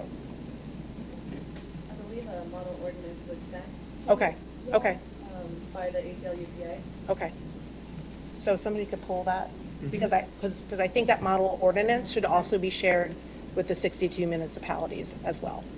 So we can talk offline, and Nellie, maybe you can facilitate that. I know we've had conversations, but I just was kind of thinking of other ways, right, to get at some of what you're doing. I can't speak for the municipalities, but I just know, being as though I sat on East Norton Board of Supervisors, there we could do ordinances because we had police force and all that good stuff. We have no jurisdiction over that. And then we can, I'll leave it at that. I think what's important for our considerations for making what might feel like limited, but actually could be sweeping in some ways in terms of the statements. Like, we have a number of agencies we have to get together to be confident, for example, in regards to even the first request of not collecting information, right?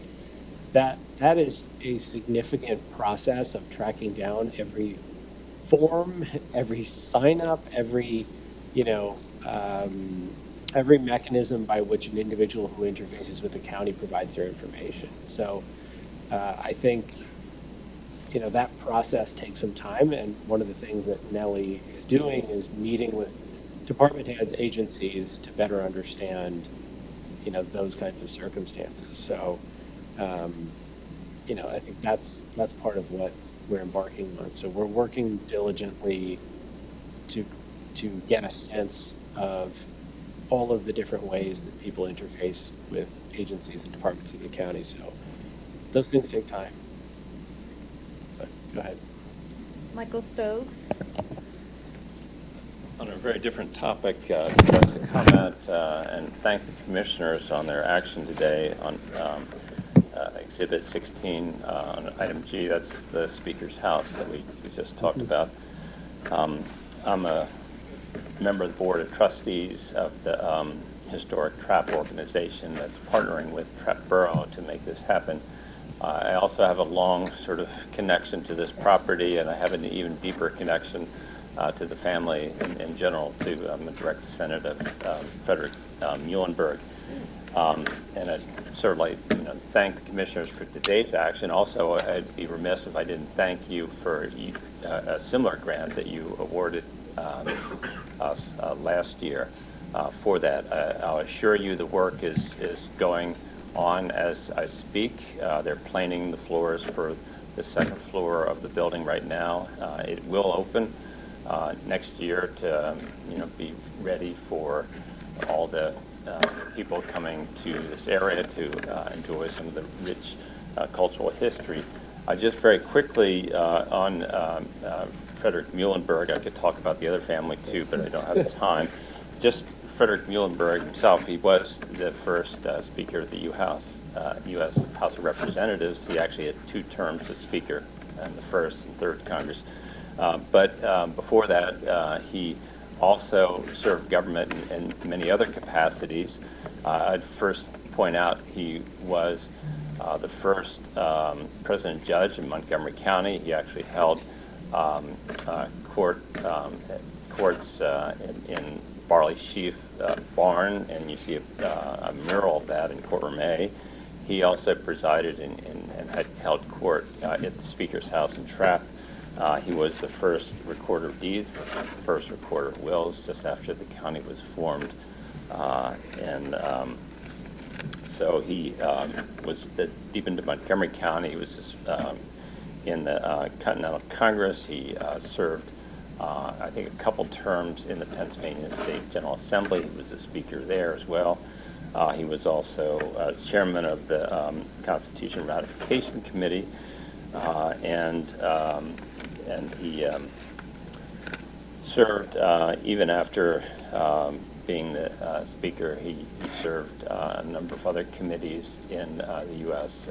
Congress and cast the deciding and rather fateful vote on a number of important pieces of legislation, and he was sort of the reason why Washington was selected as the U.S. capital, among others. But I could go on. There's a lot of history. The point is, I would like to invite the commissioners at any time to come and tour this property and the other 3 historic properties we have in Trapp, and welcome to organize that tour, and I can work with Lee if you have an availability on that.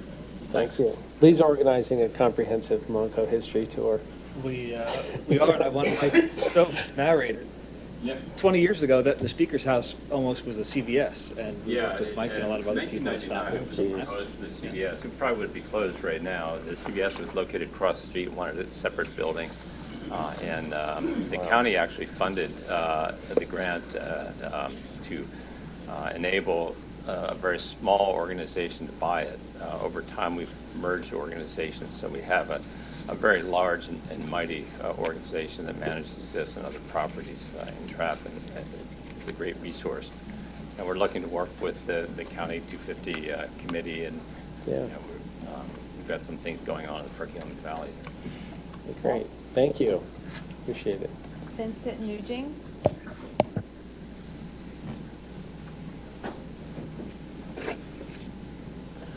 Good morning, commissioners, officials, and fellow residents of Montgomery County. My name is Vincent Nguyen. I live in Lansdale, and I'm here with Udi Center. And I speak to you all today as a student, an advocate, and a child of immigrant parents. I want to begin by thanking the commissioners for their hard work to protect immigrant families and workers and their statement yesterday about 287G. I recognize and appreciate all of your efforts, but I'm here to speak to build upon the sense of urgency that my fellow speakers have created before me. It is truly a relief to know that our commissioners are on the side of immigrant families. And so I recently graduated high school last year, and so I speak for all students in Montgomery County when I say that students deserve to feel safe, and their only concern should be their next exam, not being separated from their families. I collected responses from fellow students in Montgomery County who couldn't be here today. One student shared her worries about ICE detaining people informally simply for looking suspicious or not carrying ID, even U.S. citizens. This affects everyone. It creates a climate of fear where education takes a backseat to survival. We know that when ICE is involved in or near our schools, students stop showing up, parents become disengaged, and it creates fear, and the fear silences us. Another student wrote that nobody should have to worry about anything other than doing their best in school. This emphasizes that they emphasize that these students are just trying to make something of themselves and give back to society. These voices reflect a broader truth. Montgomery County should continue to be a place where immigrant youth feel supported, not watched or targeted. When local governments cooperate with ICE, even informally, it breaks trust and creates fear. Our community deserves more than good intentions. We need a lasting, enforceable system, a policy that turns promises into protection. And this is more about politics. It's about more than politics, excuse me. It's about protecting the humanity and safety of students and their parents, preserving the right to learn without fear. It's about ensuring that Montgomery County continues to stand on the side of safety, dignity, and inclusion. I urge commissioners to keep the efforts that they've been going, to continue the efforts that they've been doing, and to take formal measures through an ordinance that informs and properly trains all county staff so that they can be protectors of immigrant residents. Thank you for listening, and I hope you'll continue to stand with us. Also, congratulations, Mr. Makija, on the Emmy nominations. Thank you. Sandra Tran. Hi, good morning. My name is Cassandra Tran, and I'm a resident of Montgomery County as well as a first-year student at NYU. I, too, come forward as an advocate and also the daughter of immigrant parents. Today, I stand here in hope that our commissioners will take formal procedures to protect immigrant families, followed by the recent meaningful statements that were just mentioned. I want to talk about my own experience first regarding the spread of fear from the increase of unjust ICE actions this past year.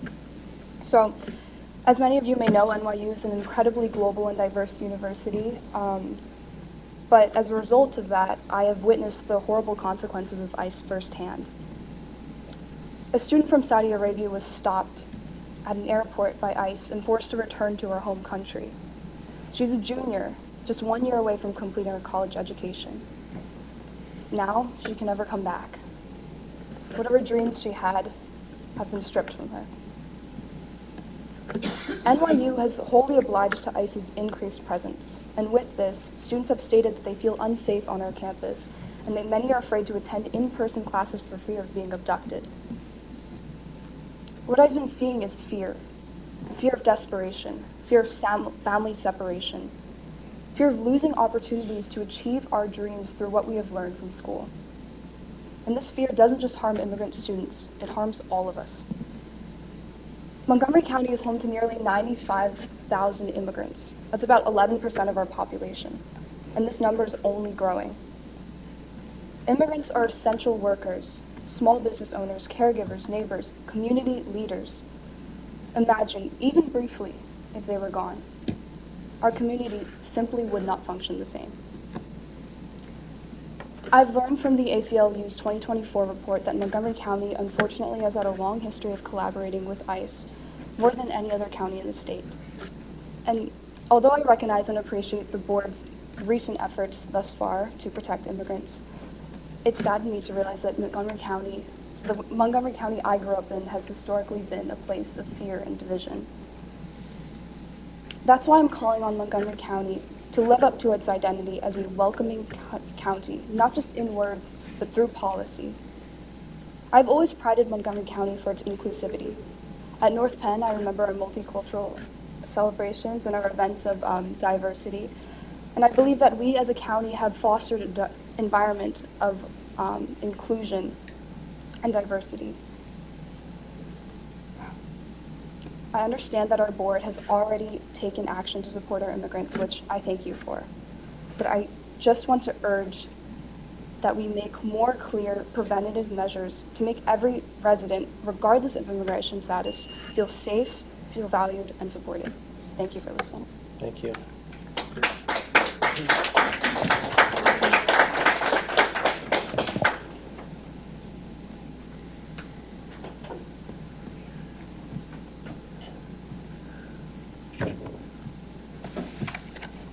David Morgan from Ambler, and I'd like to address the SEPTA situation because I think on my bus ride today, I saw that there's SEPTA, Fund SEPTA Now is a .com area you can access online, but also there's hearings on Monday and Tuesday at SEPTA headquarters. And commissioners, I hope that you can say something about that. Even for someone concerned about a mother giving birth, if the roads are more congested, getting to the hospital becomes difficult, or getting anybody being rescued by EMS. So for life, consider taking a stand for SEPTA and our students. We have students here who are going to college. The other one I think I want to mention is trees in those projects. Lansdale, Norristown, and East Greenville, being green, have a tree planting, as mentioned, is one of the part of the projects, and we've had giveaways of trees in Lower Gwinnett and Upper Dublin in the last year. So that's, I even have trees I give to neighbors sometimes, but it's really good to have that environmental aspect. And gentleman from Trapp, I noticed that picture had virtually no trees around the house, so maybe there's a wide open possibility there to consider that amenity, which really helps sort of a welcoming, if you want to talk about welcoming downtown, the canopy being emphasized. Thank you very much. Denise Alberto.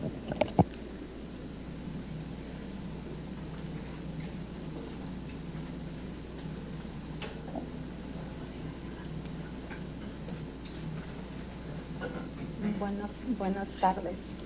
Mi nombre es Denise Alberto. Soy directora ejecutiva de Unides para Servir Norristown. Es una organización que aboga por los derechos, por la justicia, por la dignidad y por la igualdad en Norristown. Agradezco su editorial del día de ayer y su compromiso de no participar en el acuerdo de las 287G. Ese es un paso, pero solo es un primer paso. Hemos estado abogando por la aprobación del Welcoming Resolution o Welcoming Policy para los inmigrantes en el condado de Montgomery, en conjunto con coalición con PIP, Pennsylvania Immigration Coalition, con ACLU Pennsylvania y otras organizaciones de base del condado de Montgomery. Estamos solicitando que se implemente el acta de bienvenida redactada y enviada ya a todos los comisionados. Esta póliza establece específicamente que los empleados del condado de Montgomery no deben cooperar con ICE, investigar a ciudadanos ni obtener registros relacionados con el estatus migratorio. Esto incluye específicamente a los empleados del tribunal y de la cárcel. Un punto crucial en todo esto es la cárcel del condado de Montgomery, también conocida como MCCF. Según un informe publicado por el ACLU de Pensilvania y la Facultad de Derecho de la Universidad de Villanova, la cárcel de Montgomery tiene la tasa más alta de cooperación con ICE de todos los condados del estado. Están deteniendo a personas hasta por 4 horas únicamente para que venga el ICE y se las lleve. Y probablemente ellos también llaman a ICE para informarles cuando alguien es liberado. Todo esto sin una orden judicial firmada. Así es como muchas personas están siendo deportadas. No estaremos satisfechos hasta que el condado tenga una política establecida que indique que esto no debe pasar. Además, ningún empleado debe notificar al ICE. Necesitamos soluciones reales y específicas frente al terror de ICE que está pasando en nuestras comunidades. Agradecemos los gestos que han hecho, pero estamos pidiendo que se apruebe el acta de bienvenida. Ninguna de nuestras instalaciones del condado, y mucho menos nuestra cárcel, debe colaborar o comunicarse con ICE para deportar a miembros de nuestra comunidad sin la documentación legal. Comisionados, ustedes tienen el poder de hacerlo. Ustedes pueden proteger a nuestros vecinos y amigos. Estamos aquí todos pidiendo eso. I'm speaking Spanish because I think my community deserves to have language access as well. So this is my thing. So Rose de la Luz is she is very terrorized. because ICE is around her house now. Their parents, they are afraid to take the kids to their school because of ICE around Norristown specifically. She advocates always at the community and give them advice about taxes. So she is the first thing. Sorry, he works with youth, so we are here and support this. So we, asking you, we're really asking you to pass this welcoming policy for our immigrants in all the county. So it's like there are almost 2 months that's happening. So, and nothing happened. We are not telling you to change anything with the municipalities, boroughs, or any township. We're asking you to pass this to support because this is in the county, for the county jail, for the staff in this county. It's not about that. So I taking the time for Leo because you already said many people is here talking the same thing.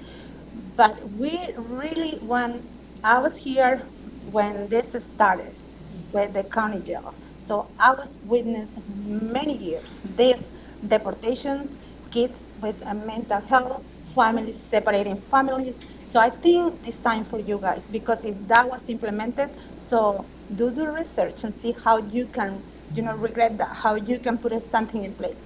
We are not asking to regulate any other thing. It's regulate your own people, your own staff, so they cannot keep our families or members of our families in jail for more than 4 hours.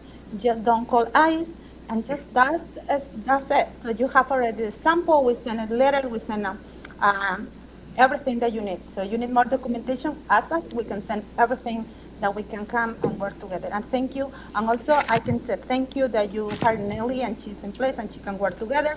Very thank you. I know Nelly, but we need to work more than that, so beyond that, because it's important for our community. So, thank you. So, but I just think it's important to be clear. There are things that we can do as a county, which we're active, because I just don't want there to be this impression that we aren't working to advance the ball. There are other stakeholders, though, in Montgomery County that can play a role in standing up for immigrant communities. So I applaud you, and listen, we can stay here all day and talk about this, and I want to hear from everyone else, but I just, as we think about kind of going forward and seeing action, there are other stakeholders that can play a part in this. So, but I hear the leaning in on our correctional facility, right? So I hear you on that, and we hear you on that. So, and we're serious about policies, right? And when Commissioner Makija said policies, right? It's not the same as an ordinance. So I want, as you go out and educate people that are not familiar with the way government works, I just want to make sure that the advocates are clear in terms of like what we cannot do, and keep pushing us. We want, we're elected to be held accountable. Oh, I know you will. Yeah, absolutely. But we want to be held accountable. So thanks for your comments. Thanks for giving me. Thank Thanks. you. Of course. Go ahead. Eder Fernandez.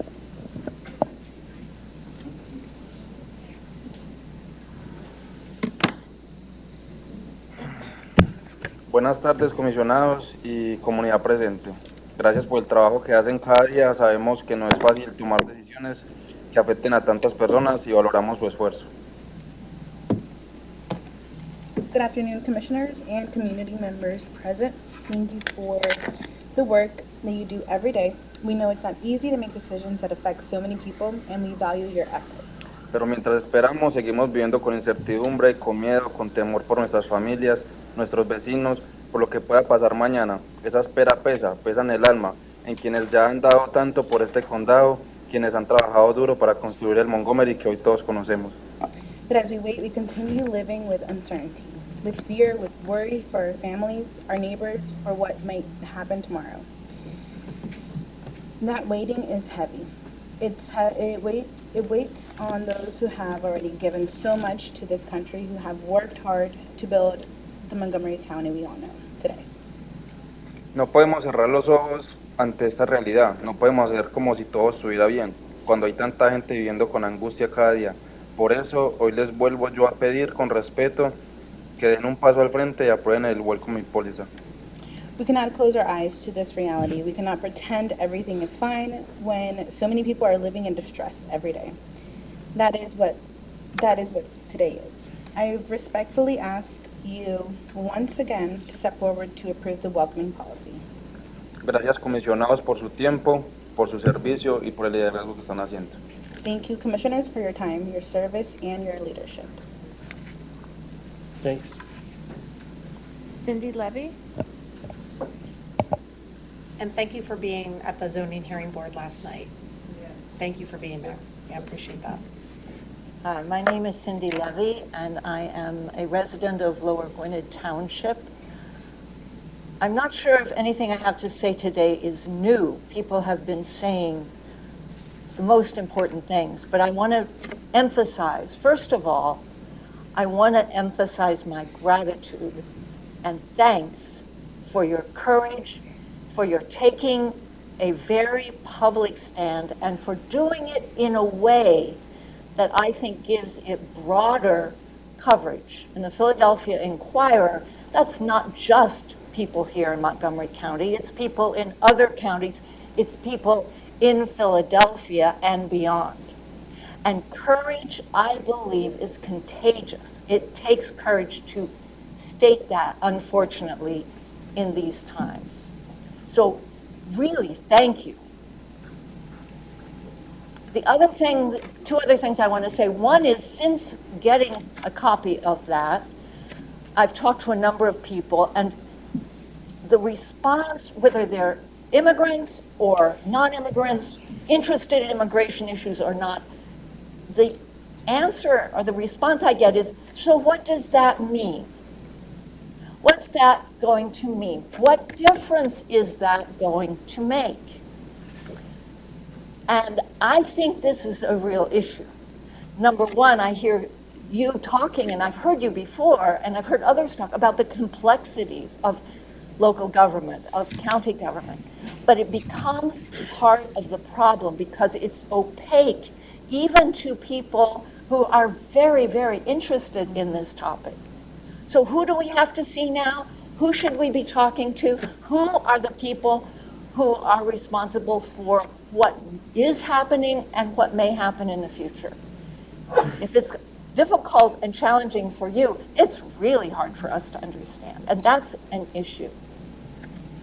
The other thing I've heard a couple of people mention is the urgency.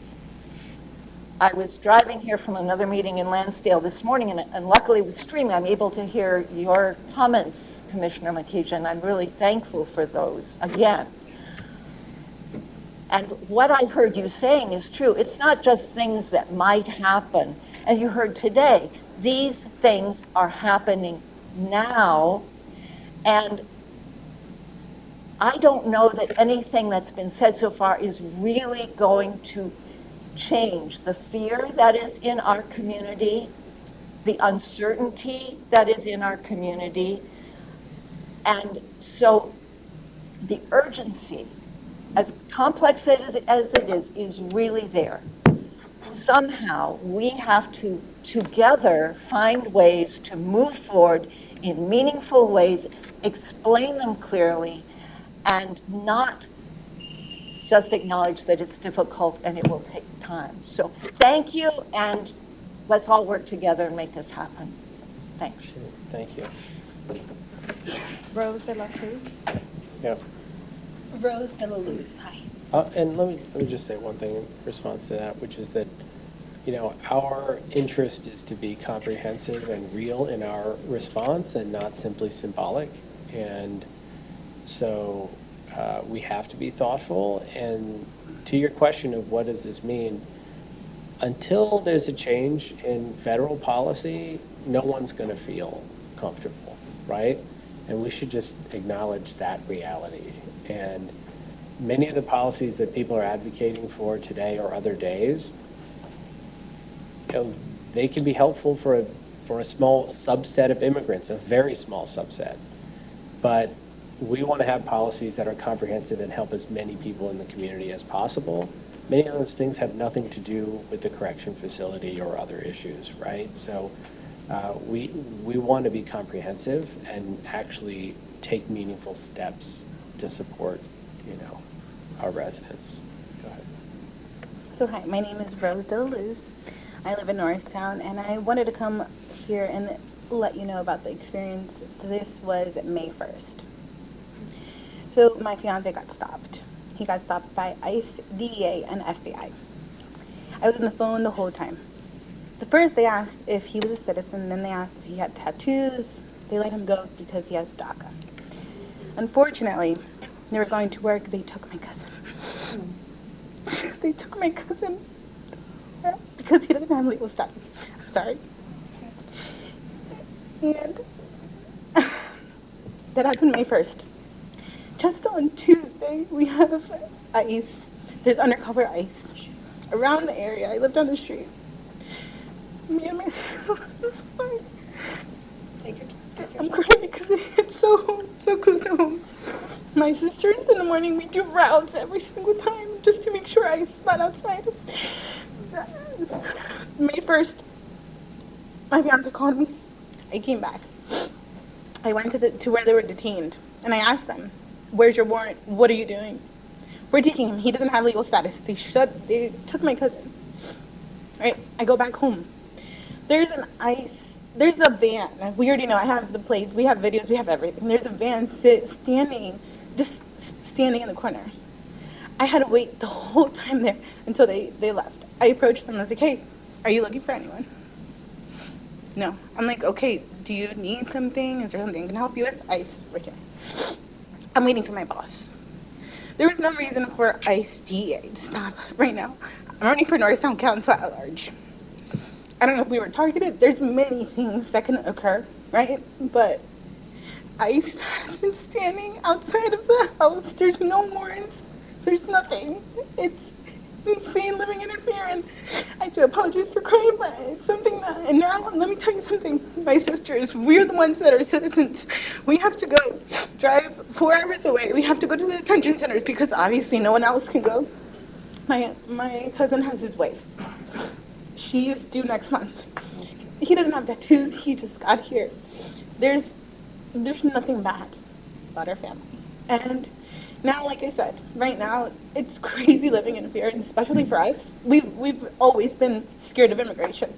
But now it's more, with this administration, we're not even sure what's going to happen. So we're not gonna stop until we can come up with something, that protects the community, because at the end of the day, we're in Norristown. There's a lot of Latinos. There's a lot of immigrants. I'm a child of immigrants.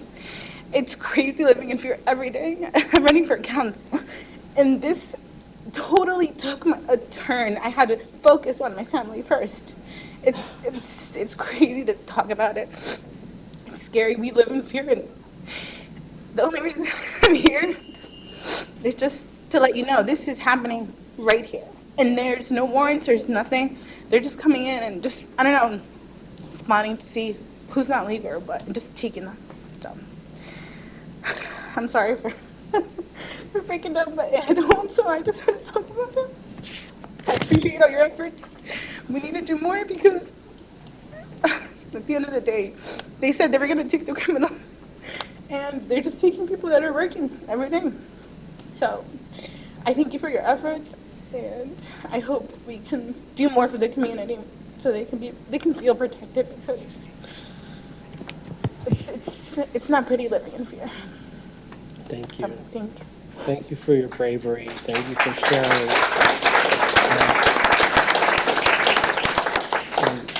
And thank you for running for office, because we need you to share that experience in a real way, so that people understand what you're saying. And,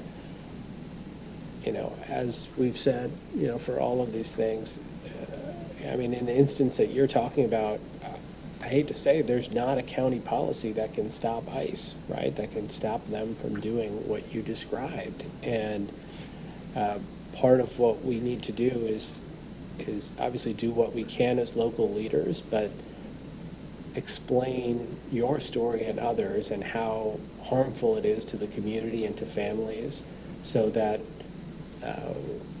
when people have a chance to vote, they can change the course of what's happening. So thank you for sharing. Yeah, I would just echo that. I saw you the other day and we talked a little bit. I remember what it was like when I stepped up to run for office and didn't know what the hell I was doing. But it started with wanting to kind of change my community and make an impact. So I also want to applaud you for stepping up to run and lead. Yeah, we have to tell these stories, and so we have to be vulnerable. So, thank you for being vulnerable in that moment, because when you can't see kind of the faces, right, of people that are experiencing this firsthand, it's easy for you to kind of put it to the side, or, oh, that's, that doesn't affect me. But when you see, hear your comments and hear those real experiences, that just reminds me of the work that I need to do. And so thank you for being here, and thank you for having the courage to speak out. I just want to say something. I was driving, I grew up in the Norristown area. I was driving the other day, and I was getting ready to pull into the parking lot. And there was and I'm just compelled to say this in this moment, but I was sitting at the stop sign, and there was a police officer on the left-hand side, and there was a Latino father walking his son to school. And in that moment, right, I just kind of thought about what that father might be thinking about in that walk. And I didn't know his status or anything. I didn't even kind of stop to wave to him. But that was just a moment of reflection, right? And just very visible for me in terms of on my way into work, like what that father and that son might be thinking, every day that they start their day and go out. And so we'll continue to stand with you all, and we'll continue to have conversations. I think we had a conversation this week with or last week, all running with the Immigration Coalition. So, but thank you for that. And you mentioned that they did not have a judicial warrant. And so one of the things that we talked about and what we wrote is that we want to see a judicial warrant if there is any action in relation to the county. And so that's something that our solicitor is looking at, and how we can require that.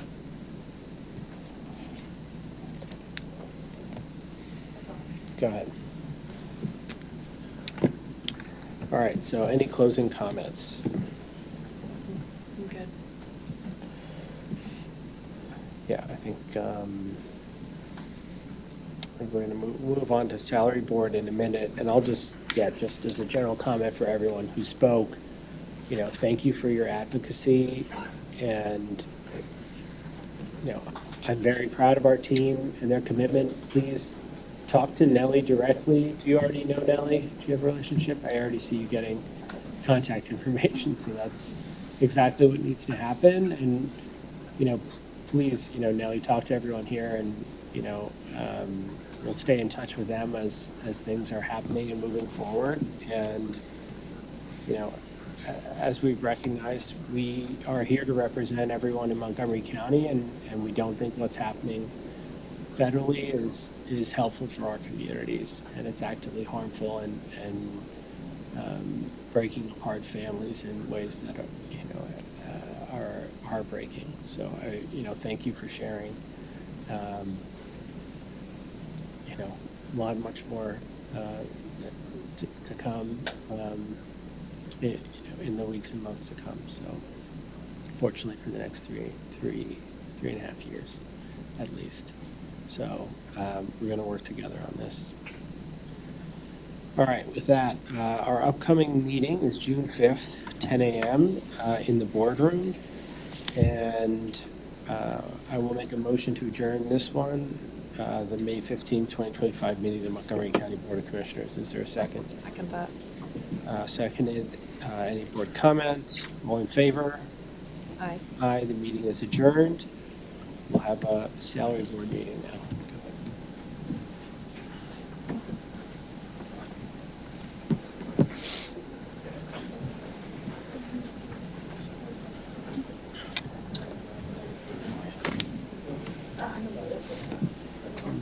if you want.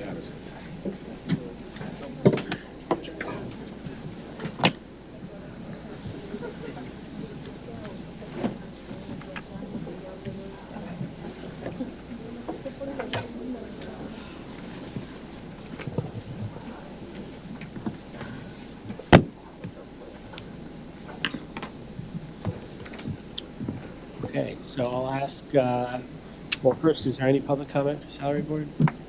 Okay, I'll ask Tony Brew to present our salary board list.